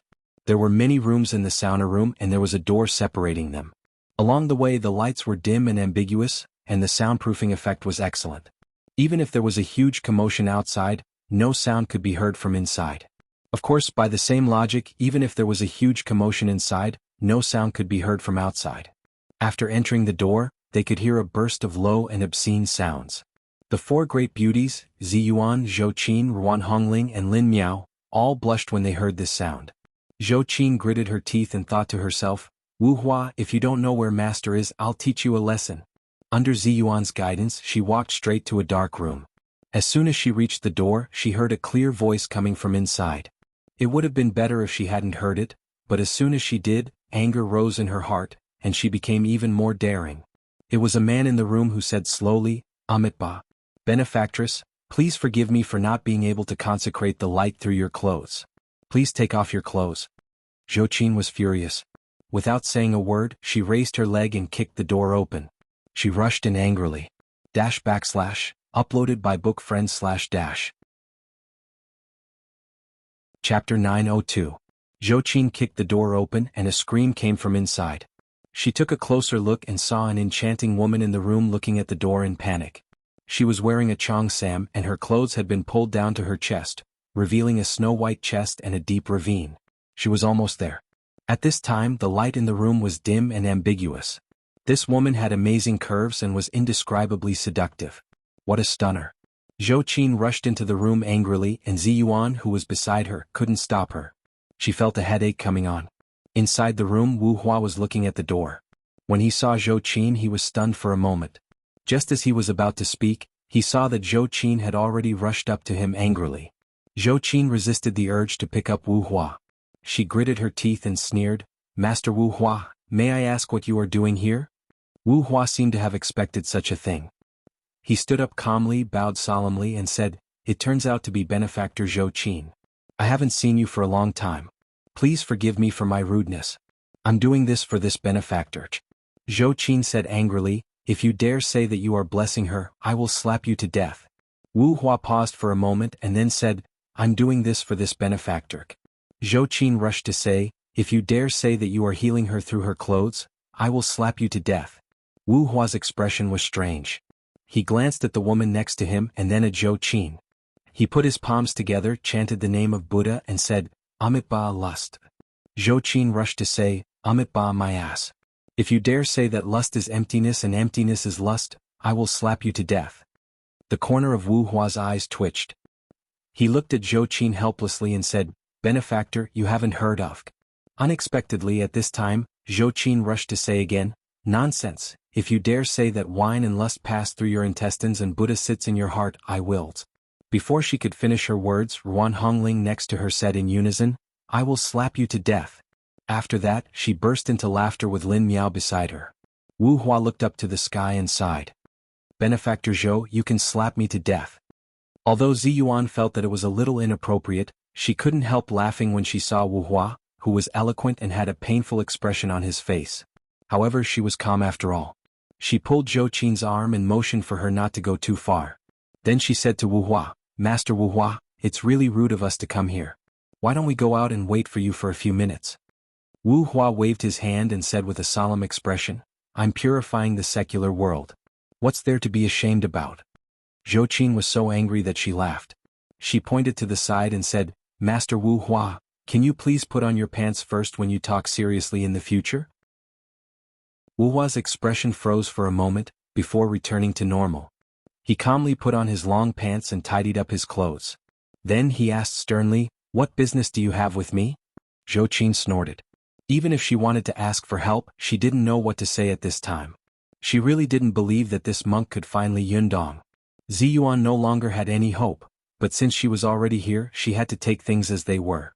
She said softly, Master Wu Hua, aren't you proficient in karmic divination? You must be able to guess why we're here, right? Wu Hua glanced at them, then smiled slightly and said, you guys are inseparable from Jinren Li. This time you came here so abruptly and Benefactor Zhou ruined my plan. There must be something urgent. If I'm not wrong, something must have happened to Jinren Li. You want to ask me, right? Ziyuan was stunned for a moment, then she smiled appreciatively and said, Master Wu Hua is really smart. Yes, that's why we're here. As she spoke, she briefly told him what had happened. Then she asked anxiously and worriedly, Master Wu Hua, we have no idea what to do now. Please help us. Wu Hua smiled, put his palms together and said, Amitabha, Jinren Li is the reincarnation of Wisdom King. He won't die so easily. If he becomes a Buddha, it's impossible for us not to know. Zhou Qin said, don't you think we know that? We just want to know where my master has gone. Aren't you proficient in karmic divination? I think you should know where my master has gone. If you can help us find him, I will definitely treat you well. Wu Hua smiled and said, if you don't slap me to death, this poor monk will be very satisfied. Zhou Qin snorted. Just as she was about to retort, she suddenly saw that the enchanting woman had already taken off her clothes. There seemed to be a tail flashing quickly under the hem of her dress. It was so fast that it looked like an illusion. If it weren't for the fact that Zhou Qin had cultivated to the Thunder Retribution realm and had a pair of fiery eyes, she would have thought that she was hallucinating. Zhou Qin was stunned for a moment. When she raised her head to look at the woman, she saw that she had already hidden behind Wu Hua in panic. She wanted to see what was going on, but it was already too late. Zhou Qin was shocked and doubtful. What the hell is this monk doing? Is this woman a demon? Is she really avoiding evil and purifying? Even if she wants to purify, she doesn't need to be enlightened. Do you think you're the abbot of Shaolin Temple? However, at this time, Zhou Qin couldn't care less about this. She asked, do you have a way? If you have a way, tell me quickly. I will definitely thank you later. Wu Hua smiled and said, it's the duty of us cultivators to help the righteous way. What's more, Jinren Li has a deep relationship with our Buddhist sect. In addition, the calamity of the world has not been resolved, so I should help you. As he spoke, he turned back and whispered a few words to the woman behind him. Then he turned to Zhou Qin, Ziyuan, and the others and said, Benefactors, please come with me. It's a little inconvenient for us to talk outside. The woman looked at Wu Hua reluctantly and said softly, Master, please come again next time. Wu Hua said with a serious face, please rest assured, Benefactor. I will definitely come again. Zhou Qin and Ziyuan looked at each other awkwardly. No matter how they listened, it felt awkward. Zhou Qin coughed dryly, while Ziyuan pretended not to hear it with a straight face. Just as they were about to go out, they saw a group of people rushing in from outside. It was the thugs from the sauna room. With the encouragement of Madame Sang, they had regrouped and were ready to come in and arrest the people. Zhou Qin frowned, sneered, and said in a low voice, they won't cry until they see the coffin. Then she prepared to go up again. But at this time Wu Hua smiled and said, Benefactor Zhou, everything in the world is a trick. Why do you care about them? As he spoke, he pinched his fingers together. After the thugs who had rushed and looked around for a while, they actually passed by them as if they hadn't seen them at all. Zhou Qin was a little impressed by Wu Hua. She looked him up and down seriously, and the hope in her heart suddenly increased a little. After they left the fragrant red light district, Ziyuan, Zhou Qin, and the others immediately breathed a sigh of relief. Wu Hua put his palms together and said, Benefactors, we are out now. Is there a quiet place for me to practice? Ziyuan said, Master Wu Hua, why don't we go to the Taoist field on Mount Tianlong? It's quiet and remote there. Wu Hua smiled and said, it turns out to be the old place of the Fox Zen school. Well, where does the cause and effect begin? Naturally it should be here. Zhou Qin saw that his words were full of deep meaning, and her heart moved slightly. She seemed to have thought of something, but it was vague and she couldn't figure it out clearly. Seeing that she couldn't figure it out, Zhou Qin stopped thinking about it. They soon arrived at the stone cave of the secret chamber of the Fox Zen school. Wu Hua looked around and nodded frequently. Especially when he saw the big words written by the mystical silver fox on the stone wall, he couldn't help putting his palms together and saying, Amitabha, the cause of all things is this. Good. Ziyuan was not in the mood to think about the meaning of her words. After she took out the purple gold luo pan and the sky-reaching glass mirror, she said to Wu Hua, Master Wu Hua, come and take a look. What's wrong with these two powerful magical weapons? After we asked Celestial Master Zhang, he said that Li Yundong had jumped out of the three realms and was no longer in the five elements. What does this mean? Master, please help us solve this problem. Wu Hua chuckled and walked to the side of the two powerful magical weapons. He rolled up the sleeve of the other hand with one hand, and gently pinched his fingers with the other, like Buddha holding a flower and smiling. He gently pointed to the sky-reaching glass mirror and said, Jinren Ziyuan, can you let me have a look? Ziyuan quickly stepped aside and said, Master, please have a look. Wu Hua stretched out his hand and gently touched the surface of the sky-reaching glass mirror with his finger. Suddenly the mirror began to surge and soon, one picture after another appeared on the mirror, which was the same as when Celestial Master Zhang had done it. Wu Hua looked at the mirror seriously. After all the pictures had passed, he reached out to the purple gold luo pan again. As soon as his finger touched the luo pan, a purple halo appeared on it. The halos were like ripples, one layer after another. Wu Hua looked at the waves that were constantly spreading around and sighed softly, this magical item is really amazing. Look, between each wave there is a small kiliacosms. As he spoke, he looked up at Ziyuan and smiled. I think I already know where Jinren Li is. Ziyuan and Zhou Qin immediately asked nervously in unison, where is he? Lin Miao and Ruan Hongling also clenched their fists and looked at Wu Hua with their eyes wide open. Wu Hua smiled and said, he is no longer in this world. Ziyuan and Zhou Qin suddenly trembled, as if they had been struck by lightning. They were so scared that their faces turned pale. Ziyuan's face was as white as paper, and she said in a trembling voice, could it be that he has really? Zhou Qin's body also swayed as if she was about to fall at any time. That's impossible. Master can't just leave us like this. Wu Hua looked at them strangely and said, I didn't say that he was dead. I just said that he went to another kiliacosm. Ziyuan and Zhou Qin were stunned for a moment. Only then did they come to their senses. Zhou Qin was angry and annoyed. Why are you panting while talking? Ziyuan didn't care about him. She quickly asked anxiously, then where is he? Wu Hua chuckled and pointed his finger forward. Right here. Chapter 903. Wu Hua pointed forward, but Ziyuan and Zhou Qin saw that he was pointing at the sky-reaching glazed mirror. The two of them looked at each other, and Ziyuan asked in confusion, here? Wu Hua smiled and said, that's right. Jinren Li has already jumped out of the three realms and is no longer in the five elements. Naturally he has gone to other small worlds. Buddha says that karma should end where it starts. Jinren Li and the mystical silver fox disappeared because of this powerful magical weapon, so we should naturally start from this powerful magical weapon. Ziyuan hesitated and said, Master Wu Hua, I understand what you said, but there are 36,000 methods in Buddhism, and there are hundreds of millions of small worlds in Taoism.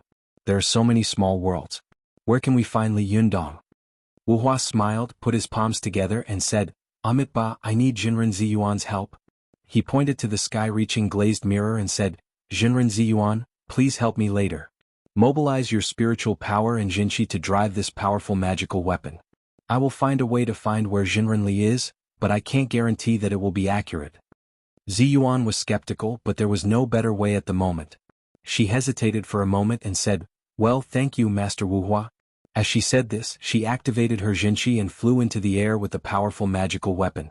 Ruan Hongling and Lin Miao, who were next to her, saw that the mirror quickly cast a colorful divine light, shining straight on the ground.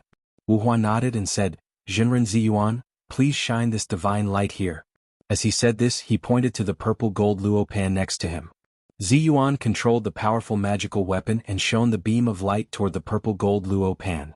She saw that the beam of light was no different from before, but at this time, Wu Hua stretched out his hand and pointed at the back of the purple gold luo pan. In an instant, the purple gold luo pan buzzed and countless purple light waves suddenly rippled out, merging with the colorful divine light. Suddenly the room was filled with brilliance, dazzling people. Wu Hua's fingers fluttered like a blooming lotus, while his other hand formed a palm. He said in an evil tone, "My heart contains the 10 Dharma realms, 1 Dharma realm contains the 10 Dharma realms and the 100 Dharma realms. One world has 30 worlds, the 100 Dharma realm has 3,000 worlds. However, the mind is all Dharma and all Dharma is the mind. It is neither vertical nor horizontal, neither one nor different, it is profound and solitary, it is not known by knowledge, it is not spoken by words." As he spoke, his eyes shone with a profound brilliance. His gaze was like a torch as he pointed towards the ever-changing image of the sky-piercing glass mirror. Instantly, the stone chamber buzzed as though a bomb had exploded. The sound was oppressive, and the air trembled violently. Then a rainbow halo appeared behind the amethyst gold luo pan with a hissing sound. The halo was so dense that it looked like spilled paint and couldn't be dissolved. At this time Wuhua shouted, 3,000 worlds, 1 billion mortal worlds, open. Suddenly the colorful halo was pulled apart, and a huge black hole appeared in the middle. Black mist could be faintly seen spinning and twisting in the black hole. It was so deep that it was bottomless. Ziyuan and Zhou Qi knew that Wuhua was proficient in the predestination art, but they didn't know that he was more proficient in the heavenly eye art, one of the 6 great magical powers of Buddhism. The so-called heavenly eye art meant that one could see the cause and effect of the 3 lives of all living beings, as well as the place of reincarnation in the cycle of life and death. The predestination art allowed one to know what had happened to oneself and others in the past. Knowing the future was the function of the heavenly eye art, but the future was uncertain, so it was generally not absolutely correct. However, the method of the past was extremely accurate and could be found by human beings. After the eminent monks of Tibetan Buddhism passed away, their disciples or other monks would look for their reincarnation everywhere. At this time they needed a monk with profound spiritual power, the heavenly eye art and the predestination art to take the lead. Otherwise, in the vast sea of people, they might not be able to find the reincarnated spirit boy even if they searched for a lifetime. Zhou Qin, Ruan Hongling and Lin Miao were all stunned. At this time Wuhua turned his head and shouted at them, "Why aren't you going in to look for him?" Zhou Qin seemed to have just woken up from a dream. Without thinking about it, she gritted her teeth and rushed in a flash. Ruan Hongling, who was beside her, let out a sigh. Just as she was about to reach out to stop her, she saw her figure move and disappear into the dark cave in the blink of an eye. She was stunned for a moment and stared straight at the dark cave. She gritted her teeth, stamped her feet and rushed in as well. Her figure disappeared in an instant. The 2 of them disappeared in the blink of an eye, leaving only Lin Miao standing there alone. Although she also wanted to go, she saw that the divine light was colorful and unusually bright. It didn't seem like a color that could exist in the mortal world. Her eyes widened, and seeing that the pillar of light was very close to her, she curiously wanted to touch it with her hand. Just as she reached out her hand and touched the colorful light, she immediately felt a strong suction force coming from it. Her vision went black and she was instantly sucked in. She was a little bit surprised. She didn't know what to do. Ziyuan, who was watching from a high place, was very anxious. Just as she was about to scream, she heard Wuhua say loudly, "Ziyuan, you can't be distracted. You have to keep this powerful magical weapon. Otherwise, when the door closes, they won't be able to come back." Ziyuan's heart sank, and she didn't dare to be distracted anymore. However, she was secretly anxious. She didn't know where Zhou Qin and the others had gone, whether they would meet Li Yunyang and whether they could come back together. At this time, the cultivators of various sects in Japan were rushing to Tiannan City in great numbers for the sake of Ise Xinguang and Ise Chuyun of the Ise Shinto. Unlike the last time, this time, only 1 or 2 people from each sect in the Japanese cultivation world had come. Basically, all of them were people who were good at politics and had a good relationship with both sides. Last time they had come to China to fight Peking. Naturally, they had sent out all their elites. It was fine as long as they could fight. The more trash like Takahashi Masashi, the better. But this time things were different. This time they were not here to fight. They were here to see the reincarnated Wisdom King. If a few more trash like Takahashi Masashi came, they would anger Wisdom King. That would not be good. Se Xinguang was quite eloquent, and he was quite popular in the Japanese cultivation world. Kaisai Hikaryuni of Shingen Tantrism was not coming this time, and Imagawa Kagumo had already passed away. The great monks of Pure Land True Sect were busy holding a funeral at the Wish Temple. The patriarch of the Abe family had just died, and the 3 great priests of Yoshikawa Shinto, Yoshida Shinto, and Chuka Shinto had all died. It could be said that the elites of the top generation in the Japanese cultivation world had almost been wiped out in these consecutive battles, so the responsibility of leading the team naturally fell on Ise Xinguang. If it had been in normal times, these Japanese people might have argued. Where there were people, there would be jianghu. Where there were jianghu, there would be fights. Since they were going out in a group, there would naturally be a leader. No matter how small the leader was, they would still have to fight for it.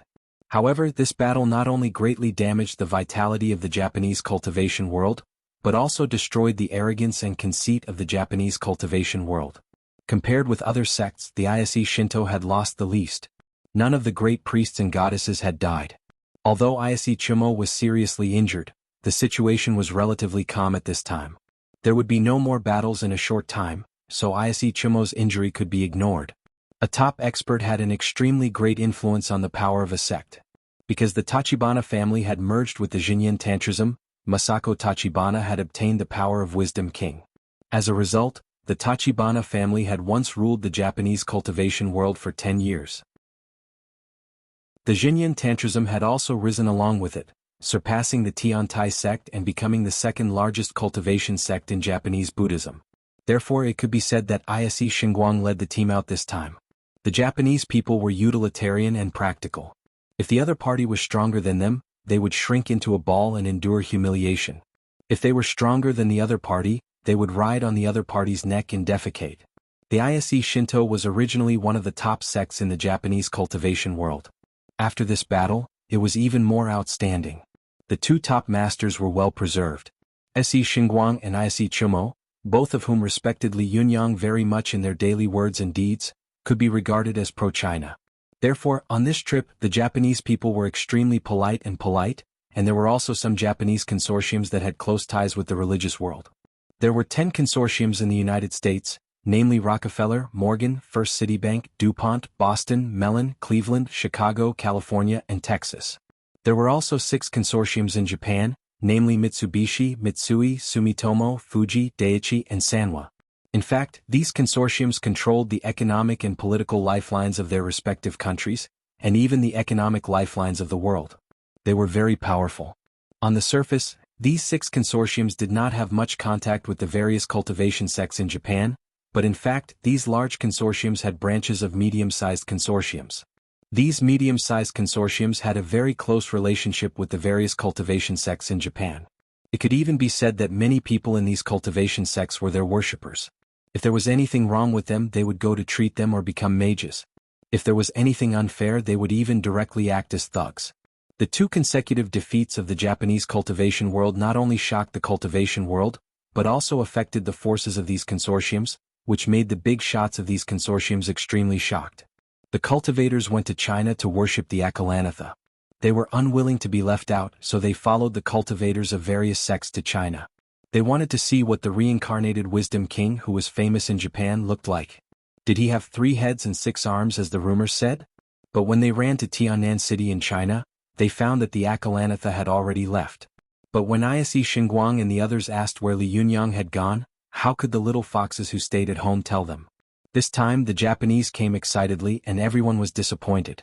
But they reacted quickly, and soon remembered that the reincarnated Wisdom King had opened a tea house with Desangxian in the downtown of Tianan City.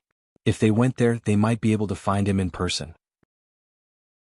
As a result, these Japanese people headed toward the Desangxian in a large group. Yesterday there was a sudden power outage. After waiting for a while, there was no electricity, so he went straight to bed. When he got up in the morning, he hurriedly finished this chapter. Chapter 904. Feng Na had been very unhappy these past few days.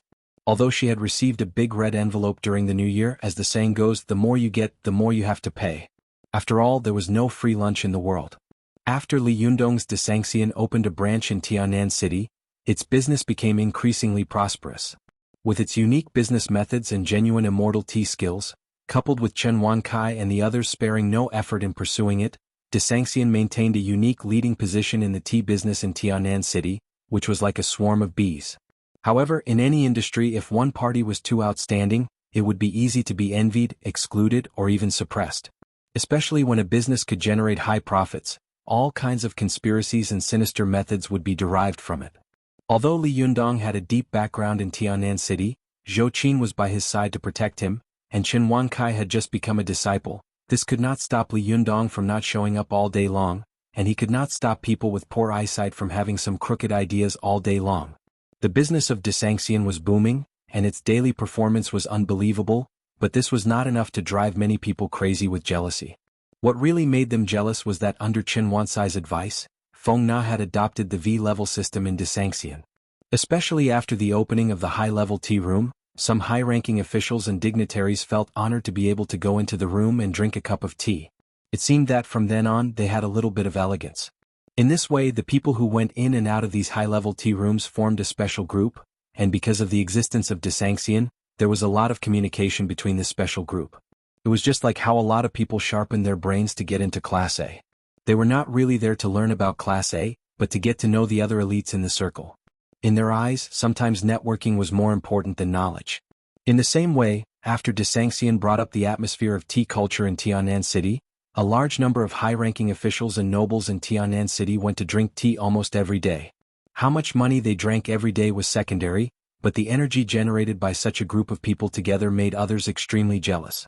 However, these people were jealous, but they could still control themselves. They would not be stupid enough to provoke the owner of this shop, but there were always one or two people who were stupid, especially those who had been in the officialdom since childhood and were deeply influenced by the official culture. Lu Wenle, who had followed his father to Tianan City, was one of them. Although his father had repeatedly told him to keep a low profile and not cause trouble for his father when he came to Tianan City to take over as the secretary of the political and legal committee, Lu Wenle had been a devil since he was a child. He was used to being arrogant. He could not bear it anymore after a few days. He followed the trend of Tianan City's officialdom and came to Desanxian. When he saw the smart, capable, beautiful and generous Feng Na, he was immediately shocked and swore to get her. The eldest young master Lu naively thought that this tea house was Feng Na's own property. The next day he came to her casually, pointed at the Desanxian tea house, and said that he wanted to buy it. He asked Feng Na to make a bid. When Feng Na was an intern at the TV station, she had also seen such a face, but she had never seen such a brazen one. She was polite, but she said that this tea house was not her property and she could not make the decision. When young Master Lu heard this, he was immediately overjoyed. "This tea house is not yours? Are you working here? Well, when I buy this tea house I will give her part of the shares. Won't such a beauty come to me obediently?" Young Master Lu's plan was very clever. He did not want to buy this tea house on a whim. He had carefully observed the business of this tea house. Not to mention that it was popular, the key was that high-ranking officials and nobles often came and went. His father had just been parachuted into the officialdom of Tianan City and was unfamiliar with the place. If he could buy this place, it would be a convenient place for his father to interact with other high-ranking officials and nobles in the future. Most of the interpersonal relationships of China were at the wine table, and it was also feasible at the tea table. Therefore, buying the Desanxian tea house could not only allow his father to quickly integrate into the officialdom of Tianan City, but also bring a beauty home. This was really a good idea to kill two birds with one stone. However, after young Master Lu expressed his desire to see the owner of the tea house, Feng Na refused without saying a word. She knew very well that how could Li Yundong sell his painstaking efforts? Even if he had this idea, she had to persuade him. Young Master Lu had hit a wall, but he was not discouraged. He carefully checked Feng Na's information and details, only to find that Feng Na was only from an ordinary middle-class family. Her family was not bad, but it was not surprising. This tea house was also opened by a young man named Li Yundong. After young Master Lu found out that Li Yundong was the behind-the-scenes boss, he subconsciously wanted to go to Li Yundong to discuss the purchase of the tea house. However, these days, Li Yundong was either busy saving the world or saving mankind all day long. He had no time or mind to pay attention to these things.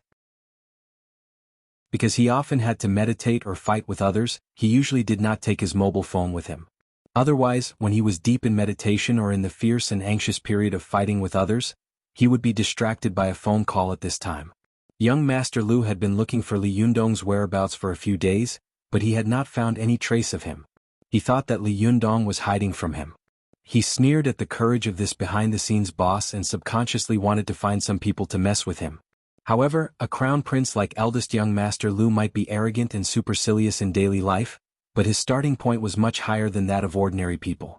Therefore, even when he was muddle-headed, sometimes his way of doing things and his vision were much higher than that of ordinary people. Although the eldest young Master Lu was arrogant, he still had to find out his opponent's background.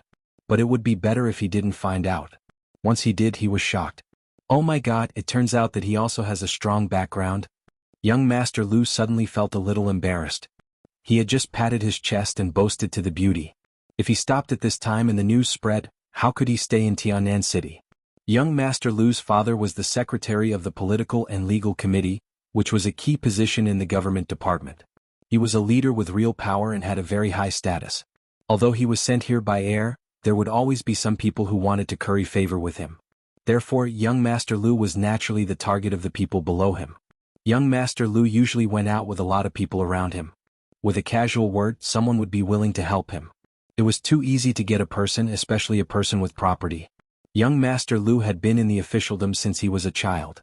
He knew that the best way to deal with the Desanxian was to start from the aspect of health, and it was naturally the sanitary bureau that was in charge of health. In order to cover up, young Master Lu could not rush into the sanitary bureau and say that he wanted to deal with the Desanxian. He quickly found the Health and Epidemic Prevention Station, the Center for Disease Control and Prevention, and other units under the Sanitary Bureau. The leaders of the departments above might not necessarily give him face. After all, they were all famous people, but when the people below him saw him, as long as they recognized him, how could they not be polite? What? Young Master Lu is in trouble? Leave it to me. I promise to do it properly for you. Therefore, after a meal, a few glasses of wine, and with the instigation of young Master Lu, a few hotheads swaggered to the door drunk. After all, Feng Na had just graduated from college. How could she know the complexity of society and the sinister nature of people's hearts? In the land of the Celestial Empire, there were 10,000 reasons for officials to punish the people. If they wanted to punish a business, there were 1,000,000 reasons. Especially in the health industry. Although there was an operating standard for whether the industry was clean or not, no matter how standard it was empty talk when it was carried out by King people. These people from the Epidemic Prevention Station swaggered to the Desanxian Station and walked around the store. When they came out, they said that the health and safety of the store were not up to standard and needed to be closed for 3 months. This time, Feng Na was dumbfounded.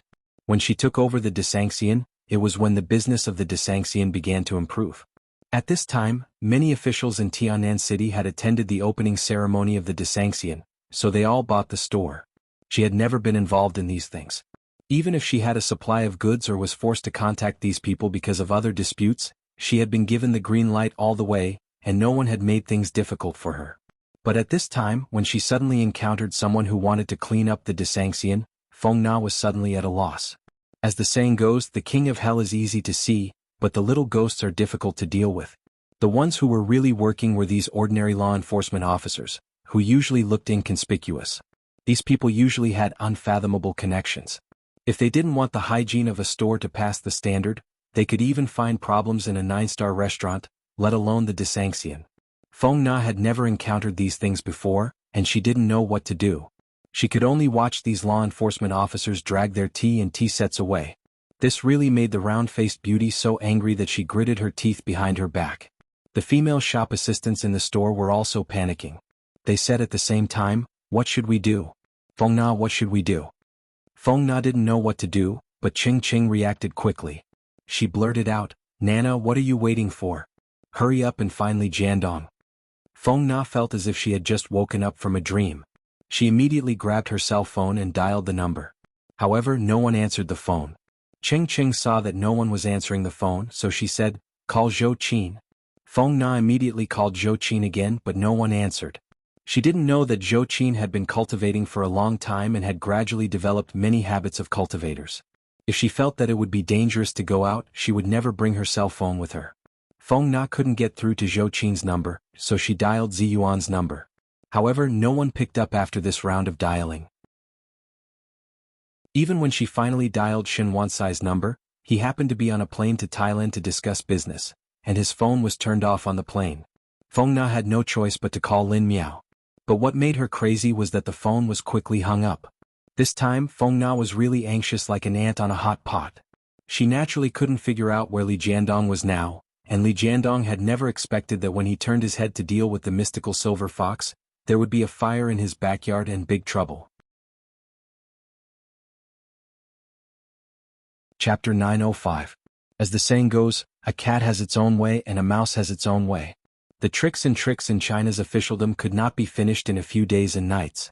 If eldest young Master Lu wanted to mess with a person, he would probably start from several aspects at the same time, trying to beat the other party so hard that he couldn't fight back, couldn't breathe and finally begged for mercy. But now he just sent a few minions of the Health and Epidemic Prevention Station to check the health and safety, which was just a small test. Although eldest young Master Lu did not know Li Yundong's name in the cultivation world, he knew that his background in the secular world was not small. If the other party reacted strongly and had amazing energy, he could push the blame to his subordinates, then set up a table of wine, apologize and admit that he was a coward. Then it would be fine. Eldest young Master Lu had eyes but failed to recognize Mount Tai. When I was drinking and eating, I talked nonsense with a few friends. As a result, they took a chicken feather as a token of authority and did something stupid. Eldest young Master Lu, this is actually a misunderstanding. It's really a misunderstanding. As the saying goes, no discord, no concord. Eldest young Master Lu, please forgive me this time. Eldest young Master Lu had always been flexible. When he sent people out, he even prepared to set up a banquet. He even chose the hotel, which was the Xingyuan Hotel in Tianan City. However, when eldest young Master Lu paced back and forth at home, waiting for the other party's thunderous counterattack, there was no movement at all. Logically speaking, in this information age, if one's shop was messed with, one should immediately call the boss, and then the boss would fly into a rage and start to mobilize his own energy. After a while, the sky was full of dark clouds and thunder. If one reacted quickly, there would be movement in at most half an hour, and if one reacted slowly, it would not take more than an hour. However, eldest young Master Lu waited at home for nearly 2 hours, but there was no movement at all. It was so quiet that it was unreasonable. Even if a common person was messed with, the other party would still make a scene. There was no reason for the other party to be so quiet after messing with such a tough guy, right? Could it be that I misjudged him? Is he a weakling? Eldest young Master Lu naturally did not expect that the other party was a person who did not carry a mobile phone with him all day long, let alone that the other party could not find anyone who could help him at this time. Under this strange combination of factors, he could not help but come to a conclusion. The other party seemed to be scared. Alright, I'll continue messing with him until he makes some noise. After the people from the Health and Epidemic Prevention Station came, the people from the CDC came again. This time the people who came were wearing white coats and masks. It was as if they were the biological and chemical troops who came to check for virus weapons. It scared the little girls and waiters in the tea house so much that their faces turned green. Feng Na was so angry that her eyes turned black and she almost fainted.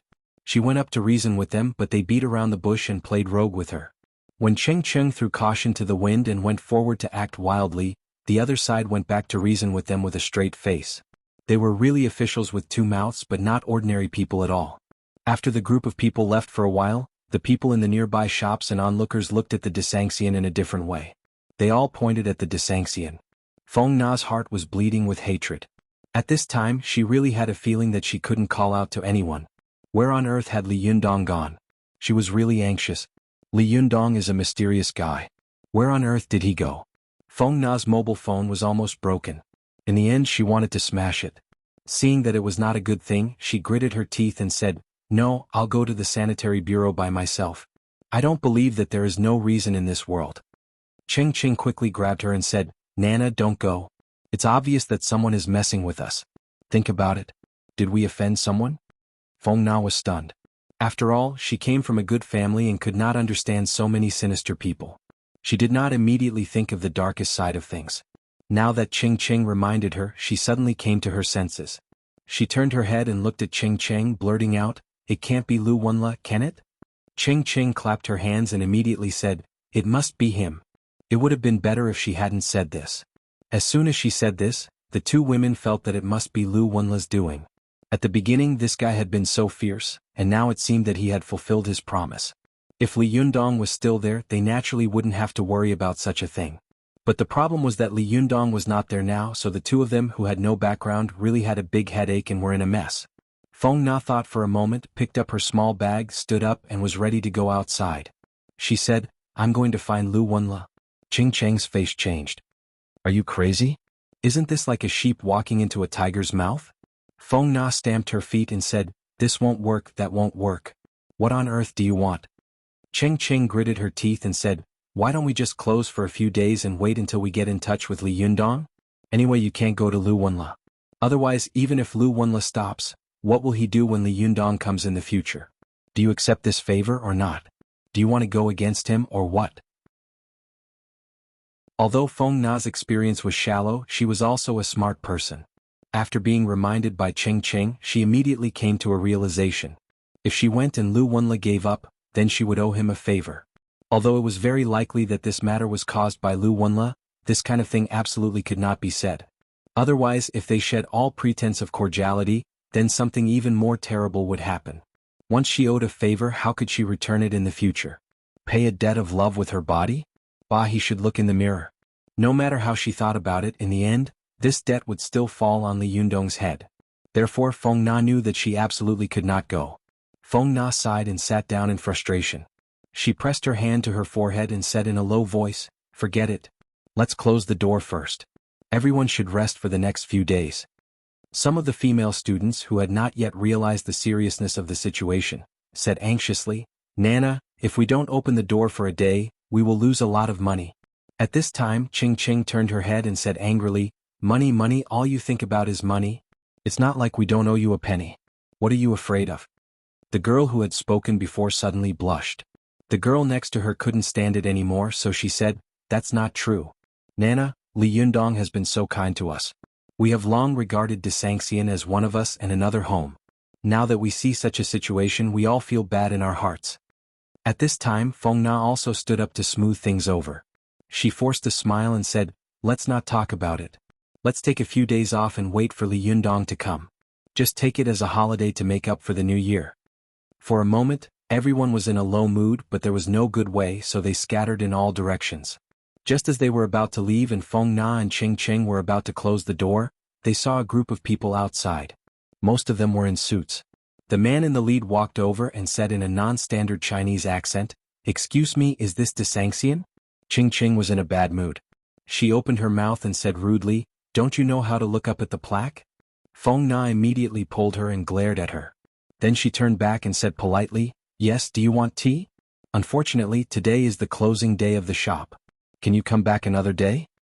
Closing day? The man in the lead was none other than Ise Xinguang. He looked around strangely and saw that all the other shops were bustling, but the Desanxian was about to close. Ise Xinguang felt strange in his heart, but he didn't think too much about it. He asked with a smile, "Is Wisdom King here?" "Wisdom King?" Feng Na was stunned and asked in confusion, "Who is Wisdom King?" A girl next to Ise Xinguang suddenly rushed to say in an even more non-standard Chinese accent, "It's Li Yundong. Is he here?" This girl was one of the representatives of the chaebols who had come with the Japanese cultivation group. She was the heiress of the Tanaka group, a medium-sized consortium under the Mitsui consortium. It was said to be a medium-sized consortium, but in fact, it was equivalent to the Mitsui group. If this consortium was placed in any country, it would be a giant. The power of this consortium radiated to the business circles, political circles, gangs, and religious circles of Japan. They even manipulated the Japanese elections behind the scenes.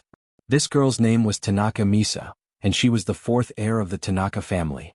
In the future, she would be in charge of inheriting the food business of the Tanaka consortium. Their family had always believed in Ise Shinto, and she was very beautiful. She had a very close relationship with the goddess Ise Chuyun. She often visited the Ise Grand Shrine and often drank tea and ate with Xinguang and Chuyun. Their family had been worshipping the Ise Shinto for generations, so the relationship between the two was very close. Therefore, when Xinguang and Chuyun talked about Taoism, they did not avoid this Miss Tanaka at all. When Tanaka Misa heard that they were going to visit a person in China and that their words were full of praise for this person, she couldn't help but be very curious. She knew that Ise Chuyun was famous for being arrogant and had no respect for anyone. Ise Xinguang looked sloppy on the outside, but in fact he was reserved and conceited.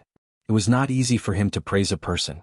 But at this time, when she heard the two of them praise Li Yundong like a flower, she couldn't help but be very curious.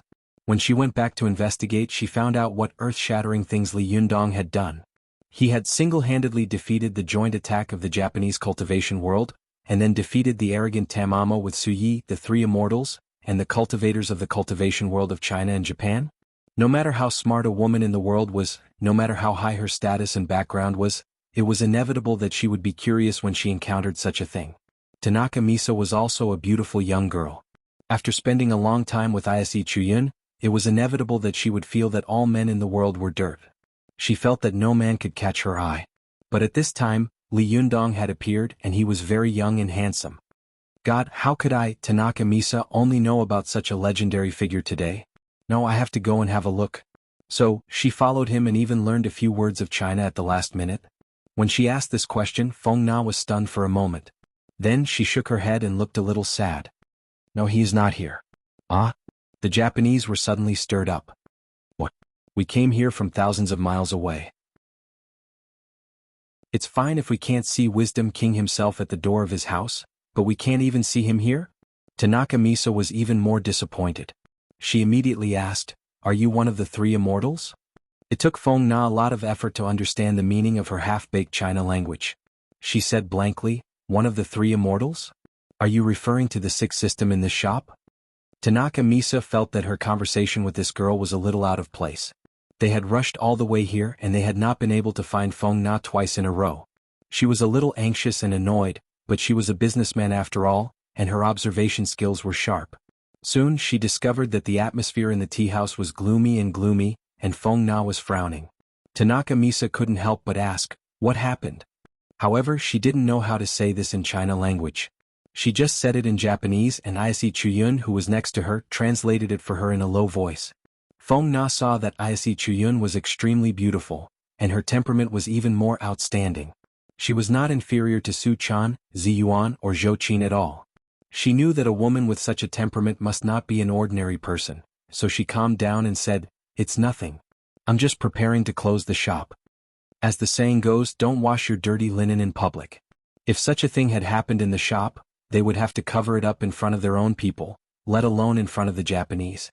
However, Feng Na didn't expect that the business of Desangxian was so prosperous that it had already aroused the envy of many people. Immediately, some onlookers said gloatingly, the tea house is about to close. How can it be okay? Hurry up and do some cleaning or else you'll drink something dirty. That would be bad. Cheng Cheng was furious when she heard this. She was about to step forward to argue, but Feng Na stepped on her foot and motioned for her not to be impulsive. At this time Ayase Xingguang also asked curiously, did something happen? We are friends of His Highness Li Yunyang, that is, the Wisdom King. Tell us, it might be helpful. Feng Na bit her lip and felt strange in her heart. His Highness? The Wisdom King? Who on earth is Li Yunyang? Her hesitation made Cheng Cheng, who was next to her, anxious. She couldn't hold back her temper and rushed to tell them what had happened. When the Japanese people heard this, they immediately stirred up and whispered to each other. Tanaka Misa was even more disappointed. She hadn't expected that the so-called hero in her mind was a good-for-nothing who couldn't even manage his own business. Tanaka Misa couldn't help curling her lips and saying, he can't even manage a small tea house well. This person is not a hero at all. A chapter of 4,000 words. Yesterday's second chapter. There will be another chapter later. Chapter 906. In the eyes of people like Tanaka Misa, such a big shot who could shake the cultivation world of China and Japan couldn't even protect a small tea house and had been sealed by a group of the most ordinary law enforcers. If this happened in Japan, it would be a big deal. Zichiyun, who was standing to one side, suddenly scolded her in a low voice, Misa? Tanaka Misa snorted inwardly, turned her head and said in Japanese, isn't it? Chiyun, if this reincarnated Wisdom King is really as powerful as you say, why can't he even protect a tea house? Si Chuyun also felt a little strange, but she was a little displeased. This is China, not Japan. Don't be rude. Only then did Tanaka Misa stop talking, but she just muttered in her heart with a disapproving look on her face. At this time Ayase Chuyun turned to Xingguang and said, Xingguang Jun, what should we do now? Ayase Xingguang hadn't expected that they would encounter such a thing on this trip to China to worship the immovable Wisdom King. He pondered for a while and said, it's not good for us to interfere in the internal affairs of China.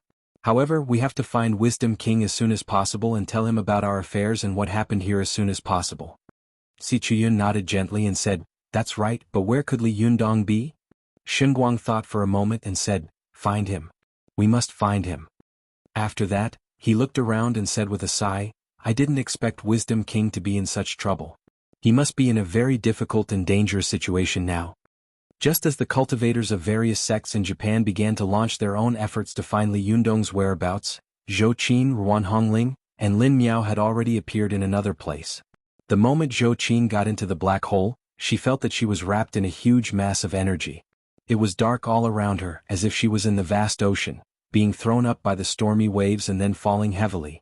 After an unknown period of time, Zhou Qin suddenly felt that her surroundings were bright and dazzling. When she squinted and slowly opened her eyes again, she found herself in a strange place. He was no longer in a sealed cave, nor was he in a bustling city. Instead, he was in a lush forest. The forest was extremely dense. At first glance, Zhou Qin felt as if she was in a green sea. The shortest tree was more than 10 meters high. It was as if she had returned to the primeval forest. Under the towering trees, there were flowers and grasses of different colors. She couldn't even name them. Zhou Qin looked around in bewilderment and couldn't help shouting, "Master! Master, where are you?" But after shouting for a while, he could only hear the echoes of his voice echoing throughout the empty valley. Only the mountain birds were startled, but there was no response at all. She shouted for a while, then shouted reluctantly, "Li Yundong! Li Yundong!" There was an immediate response. A voice came from the other side of the valley. "Zhou Qin? Zhou Qin, is that you?" Zhou Qin found the voice familiar. She was shocked and said, "Hongling? Where are you?" Sure enough, a figure flew up from the opposite mountain ridge. She was dressed in a long red robe, and her black hair was tied in a high ponytail, revealing a full and bright forehead. She had a pretty and happy face. Who else could it be but Ruan Hongling? Zhou Qin immediately rose into the air and flew into the air. She was surprised and reproachful as she said, "Why are you here?" Ruan Hongling snorted and said angrily, "Why? Do you think that my cultivation is low and will cause you trouble and hold you back?"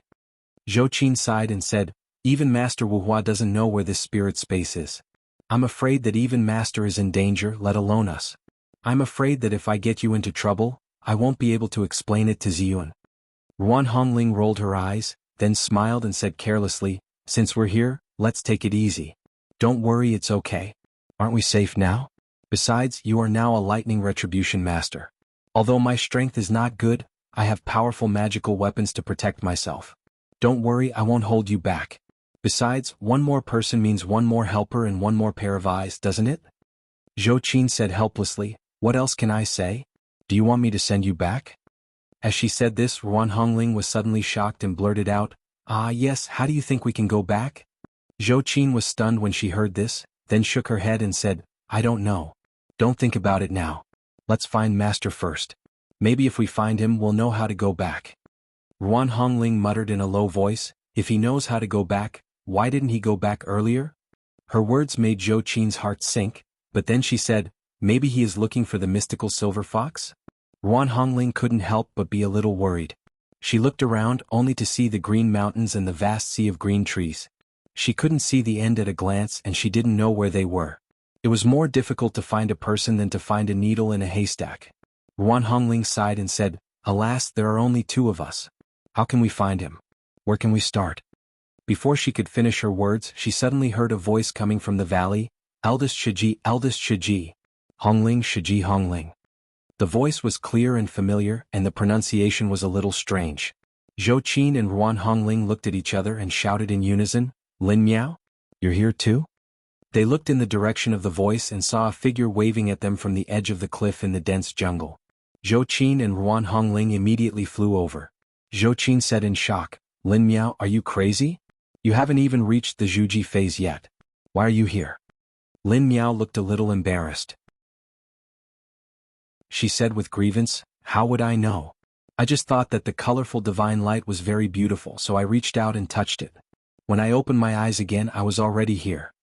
Zhou Qin didn't know whether to laugh or cry. She stamped her feet and said, "Alas you, what do you want me to say?" Ruan Hongling chuckled and said, "Well, there's one more person to help us look for him. Hey Lin Miao, the three of us will take turns shouting. Whoever gets tired can take a break. What do you think?"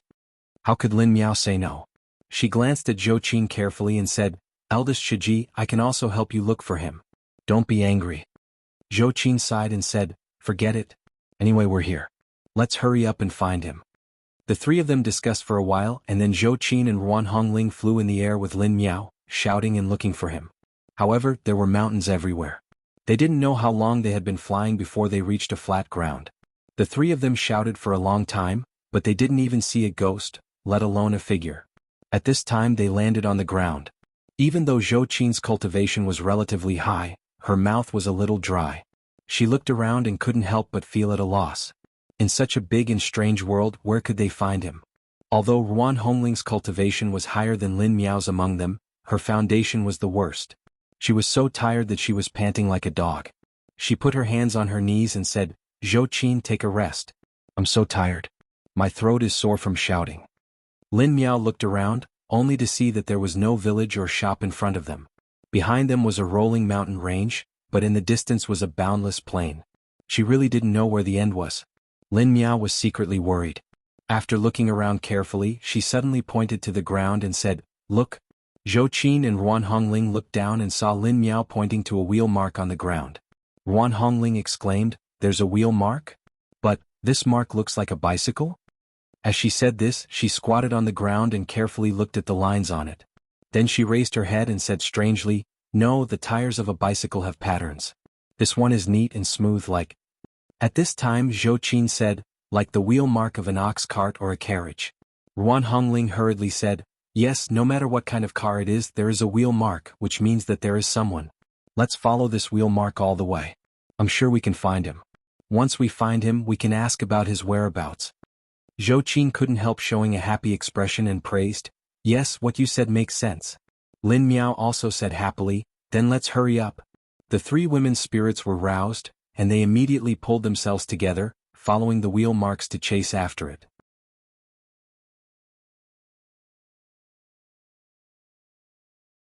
Chapter 907. Zhou Qin and Ruan Hongling stood at the foot of Zhaoga City in a daze. They rubbed their eyes hard and said in unison, "Zhaoga? Zhaoga, the capital of the Shang dynasty?" Zhou Qin stood there in a daze, her mouth opened so wide that her fist could be stuffed in. Lin Miao, who was beside her, also stammered, We came to 3,000 years ago?" Although Zhou Qin and Ruan Hongling felt that it was absurd, Ruan Hongling soon reacted. She clapped her hands and said, "Oh, I know. The azure glass mirror has the ability to penetrate time and space, and the purple gold Luo Yupan has the ability to set up parallel worlds. Did these two powerful magical weapons bring us to the Shang dynasty 3,000 years ago?" Lin Miao, who was standing to one side, asked in a daze, "But why is it not the Xia dynasty, the Zhou dynasty or any other dynasty but the Shang dynasty?" Zhou Qin and Ruan Hongling looked at each other. The two of them suddenly gasped at Lin Miao's question.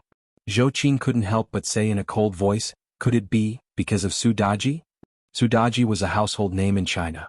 Even a half-baked person like Lin Miao knew her name. Lin Miao was shocked and cried out involuntarily, "Ah? Su Daji? Is she the nine-tailed celestial fox? What's her relationship with the mystical silver fox?" The few of them looked at each other and secretly felt that it was possible. Otherwise, why did they have to come to this era? In the eyes of cultivators, although reincarnation was mysterious and magical, it was not something unacceptable. Regardless of whether it was Taoism or Buddhism, they all believed that reincarnation existed. Bubble. Book. However, Taoists said that reincarnation was ascension, corpse disintegration, and soldier's disintegration. The most famous of them was the fifth ancestor of Zen in China. He was a Taoist priest when he was alive, but after cultivating to a certain extent, he felt that he could no longer cultivate. He had reached a bottleneck, so he turned to Buddhism for help. At this time, the fifth patriarch Hong Ren found the fourth patriarch of the Zen sect, Daoxin, and said that he wanted to become his disciple. But Daoxin thought that Hong Ren was too old, an old man with a white beard, so he said to him, "You are too old, I can't teach you." Therefore, fifth ancestor Hong Ren immediately disintegrated in front of Daoxin. After a few years, he reincarnated into a little baby and came to find fourth ancestor Daoxin, saying that he had become younger and that he could teach him now. In addition, the earliest cultivator, Peng Zhu, and the founder of the Wudong sect, Zhang Sanfeng, had lived for 800 years and lived through the Xia, Shang, and Zhou dynasties. People had also seen traces of him during the spring and autumn period. The other was born during the southern Song dynasty and lived through the Yuan and Ming dynasties, living for more than 400 years. In the eyes of ordinary people, these two people were longevity stars who were good at maintaining good health. But in fact, cultivators themselves knew that these two people must have been dead many times, or they had been reincarnated several times. Otherwise, any tangible matter in the world would never be destroyed, and the human body was no exception. The cultivators of both Buddhism and Taoism cultivated the spirit, and the body was just a carrier. In the world, there was only an indestructible yang spirit Jinshin, and there was no immortal body. As the saying goes, everyone has died since ancient times. These were all famous cases recorded in the history of Buddhism and Taoism. Zhou Qin and Ruan Hongling naturally knew about them, so they only expressed shock at the beginning when this thing suddenly appeared 3,000 years ago, but they soon came to their senses. They just thought about the relationship between the mystical silver fox and Sudaji in their hearts. Zhou Qin couldn't help looking up at Zhaoga City. It seemed that there was a beautiful and strange figure hidden behind the tall city wall. The power left by the mystical silver fox and Su Yi seemed to be still vivid in her mind. Zhou Qin thought for a moment and said, "Anyway, let's find a way to find Master first." Ruan Hongling nodded and said, "That's right. It's a pity that I don't know what era it is now." As she spoke, she saw an old man in a coarse shirt passing by. She grabbed the old man and asked, "Old man, may I ask you, what year is it now? How many years has King Zhou been in power?" Ruan Hongling knew that the capital of the Shang dynasty, Zhaoga, was in the period of King Zhou of Shang. This city was called Zhaoga, so the king in power at this time must be King Zhou, but she didn't know if Daji had entered the palace. When the old man was pulled by her, he just looked at them strangely, but as soon as he heard the word King Zhou, his face suddenly changed as if he had seen a ghost. He broke free from her hand, turned around and fled into the city. As the old man ran, he turned his head to look at them as if he was afraid that they would run away. Ruan Hongling looked at the old man in confusion and shouted, "Hey, why are you running?" As she said this, she turned her head and said to Zhou Qin in confusion, "Zhou Qin, did we scare him away because our clothes were too strange?" Zhou Qin frowned slightly and felt that something was wrong, but she couldn't tell what was wrong, so she said, "It's possible. Who knows what people in this dynasty talk like?" While the two of them were guessing suspiciously, Lin Miao, who was beside them, suddenly pointed to the city gate and said, "Look." Zhou Qin and Ruan Hongling looked in the direction of her finger, only to see the old man running all the way to the guards at the gate, pointing at them while looking at them. Lin Miao said worriedly, "Did this person go to the police?" Ruan Hongling laughed and said, "There are no police in this era. Call the police? It's okay. Maybe he saw that we were dressed strangely, so he came up to ask." As soon as she finished speaking, a group of soldiers walked out of the door. They wore bronze armor and held bronze spears in their hands. The person in the lead wore a bronze helmet and held a 3-foot-long bronze sword. He was obviously the leader of the group. The man was tall and burly. He came to Zhou Qin, Ruan Hongling and Lin Miao, pointed at the three of them and shouted, "Arrest these rebels." His accent was a little strange with a slight Hunan accent, but Zhou Qin, Ruan Hongling and Lin Miao all understood it. The two of them were slightly shocked and Lin Miao asked in confusion, "GFA? Is it King Wen of Zhou?" Zhou Qin turned to look at her and said with a wry smile, "You've read a lot of books." "Yes, it's King Wen of Zhou. If I'm not mistaken, King Wen of Zhou should have rebelled by now." Ruan Hongling also said curiously, "Why are they so sure that we are Ji Chang's party? I don't even know what Ji Chang looks like. Isn't he the biggest monster in the world?" When the leader of the guards saw the three of them chattering as if they didn't take him seriously at all, he immediately became furious and shouted to his subordinates, "Take them down." These guards immediately surrounded Zhou Qin and the other two. Although it was a little inexplicable, Zhou Qin was skilled and bold. Relying on her high cultivation, she didn't take these people seriously.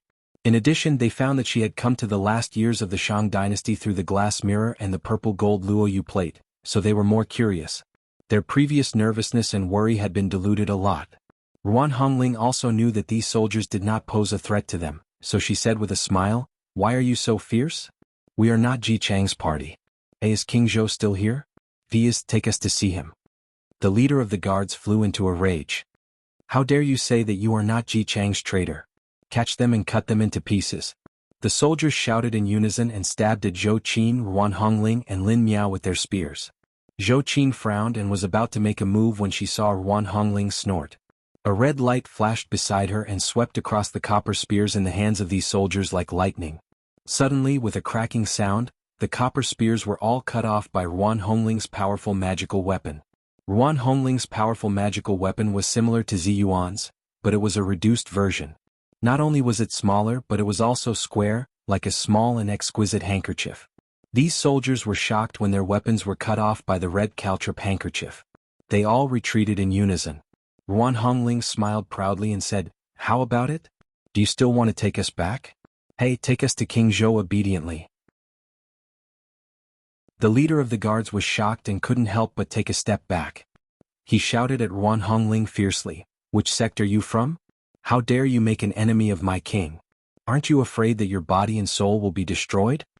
Ruan Hongling looked up to the sky and laughed. "You scared me to death. If you have the ability, come at me." Zhou Qin said in a low voice, "Hey, aren't you being too arrogant?" Ruan Hongling tilted her head slightly, chuckled, and said, "I have my own brilliant plan. Don't worry."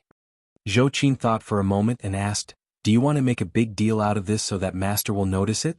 Ruan Hongling smiled and said, "You are indeed the famous human immortal Zhenren Zhou. You are amazing. You know what I am thinking." Zhou Qin smiled and said, "That's a good idea, but..."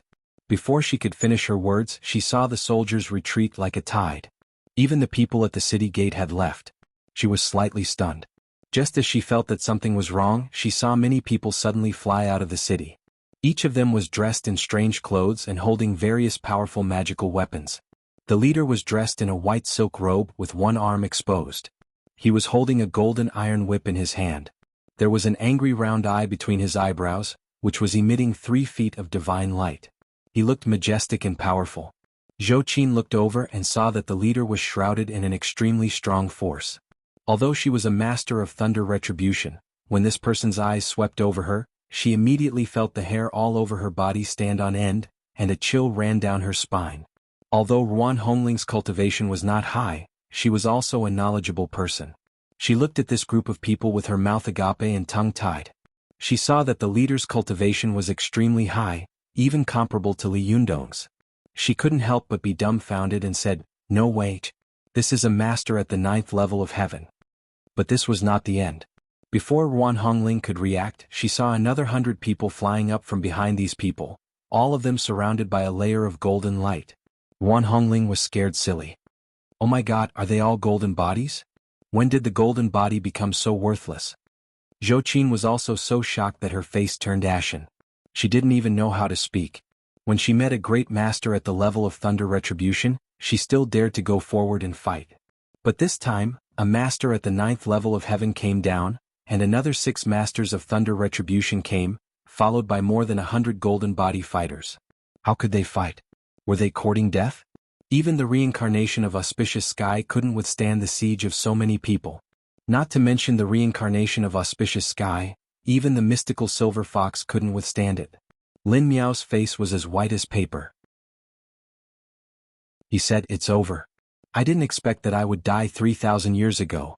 I wonder if anyone will be able to find my relics after 3,000 years. At this moment, the 3 of them didn't even have the consciousness to resist. They were ready to be captured, but at this moment, a figure flashed to their side, and a familiar voice shouted, "3 idiots, hurry up and leave."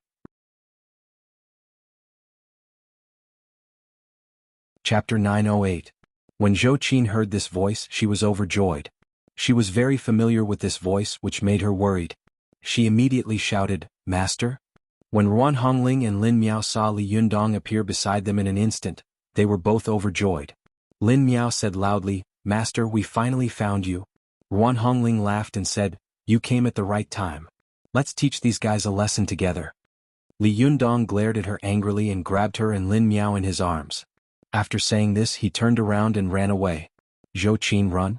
In Zhou Qin's impression, she had never seen Li Yundong turn around and run away when he met an enemy, especially now that he had obtained the real body of Wisdom King. His strength was incredibly strong, but he didn't even fight. Zhou Qin was stunned. What's going on? Zhou Qin was stunned for a moment and didn't react. At this time, Su Chan's figure also appeared out of thin air and answered crisply. Her face was full of anxiety. She pulled Zhou Qin up and said, "Sister Zhou Qin, don't stay here. Let's go. If we don't leave now, it will be too late." Zhou Qin was pulled by her and flew more than 10 meters away in the blink of an eye. As soon as she left the ground, she saw the golden iron whip in the hand of the man with another eye between his eyebrows fall with a bang, and in an instant, the ground sank deeply. This happened suddenly and without warning. 1 second, the golden whip was still in the man's hand, and the next second, it had already smashed in the place where she had been. If Su Chan hadn't pulled her, she would have been smashed into meat paste. Zhou Qin's body shook and she cried out in horror, "Who is this person? What kind of powerful magical weapon is this? It's amazing. Su Chan didn't have time to say anything more to her. She just gritted her teeth and chased after Li Yundong's figure like crazy. After they flew more than 100 miles in one breath, the people behind them gave up the chase. The man with the golden whip snorted angrily and took the lead to fly back. Li Yundong didn't dare to be careless. He held Ruan Hongling and Lin Miao under his armpits and flew for more than 100 miles. Then he stopped and shouted angrily with lingering fear, "Why are you guys here? Why are you so arrogant? Do you know where this is and what era it is? Do you want to die?" Ruan Hongling's face and ears turned red as she struggled with all her might. She didn't know if it was because her blood was not flowing smoothly because of Li Yundong's arm, or because she was angry out of humiliation. She shouted, "Put me down." Only then did Li Yunyang loosen his grip. Ruan Hongling and Lin Miao cried out at the same time and fell to the ground. Ruan Hongling jumped up and said angrily with her hands on her hips, "Hey, the three of us risked our lives to find you.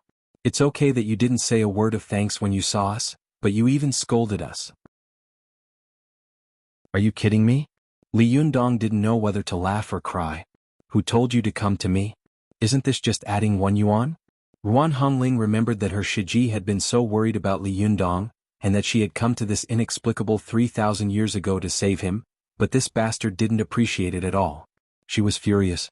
Ruan Hongling wiped her eyes and said angrily, all right. We're useless. We'll help you. You're very capable. You don't need others to help you." As she said this, she said to Lin Miao, who had gotten up and was patting the dust off his body, "Hey Lin Miao, let's go. Let's go back.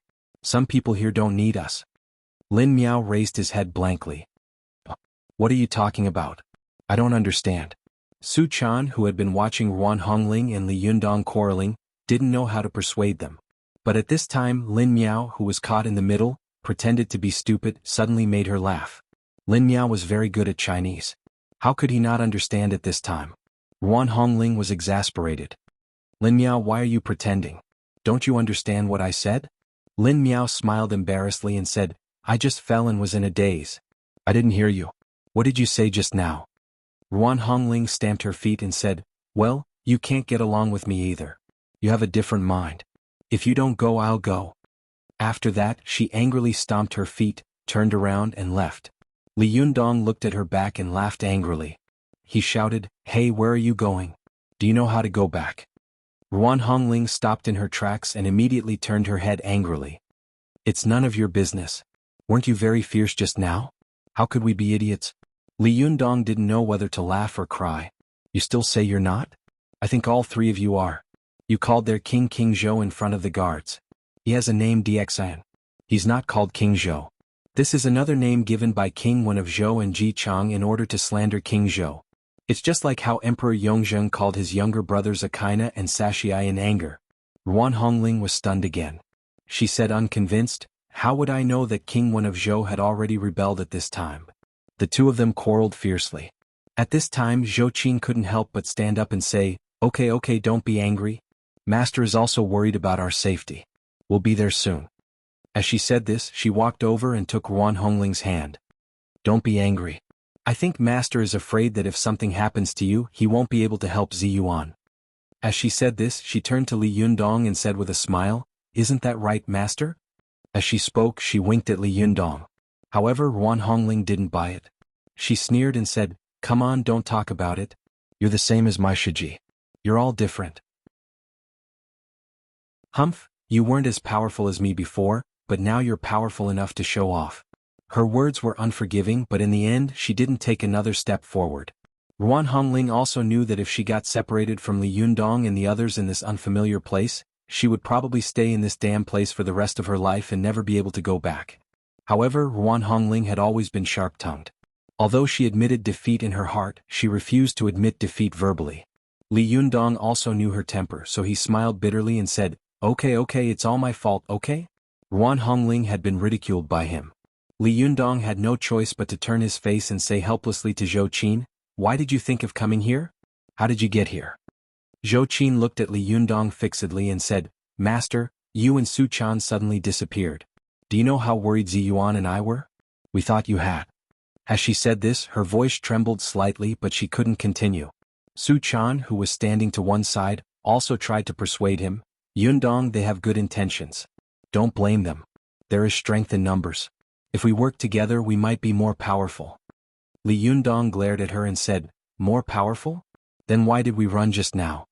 When Su Chan saw that Li Yundong was speaking softly to Ruan Hongling and Zhou Qin, she immediately pouted and muttered in a low voice, You're so annoying. You only know how to be fierce to me.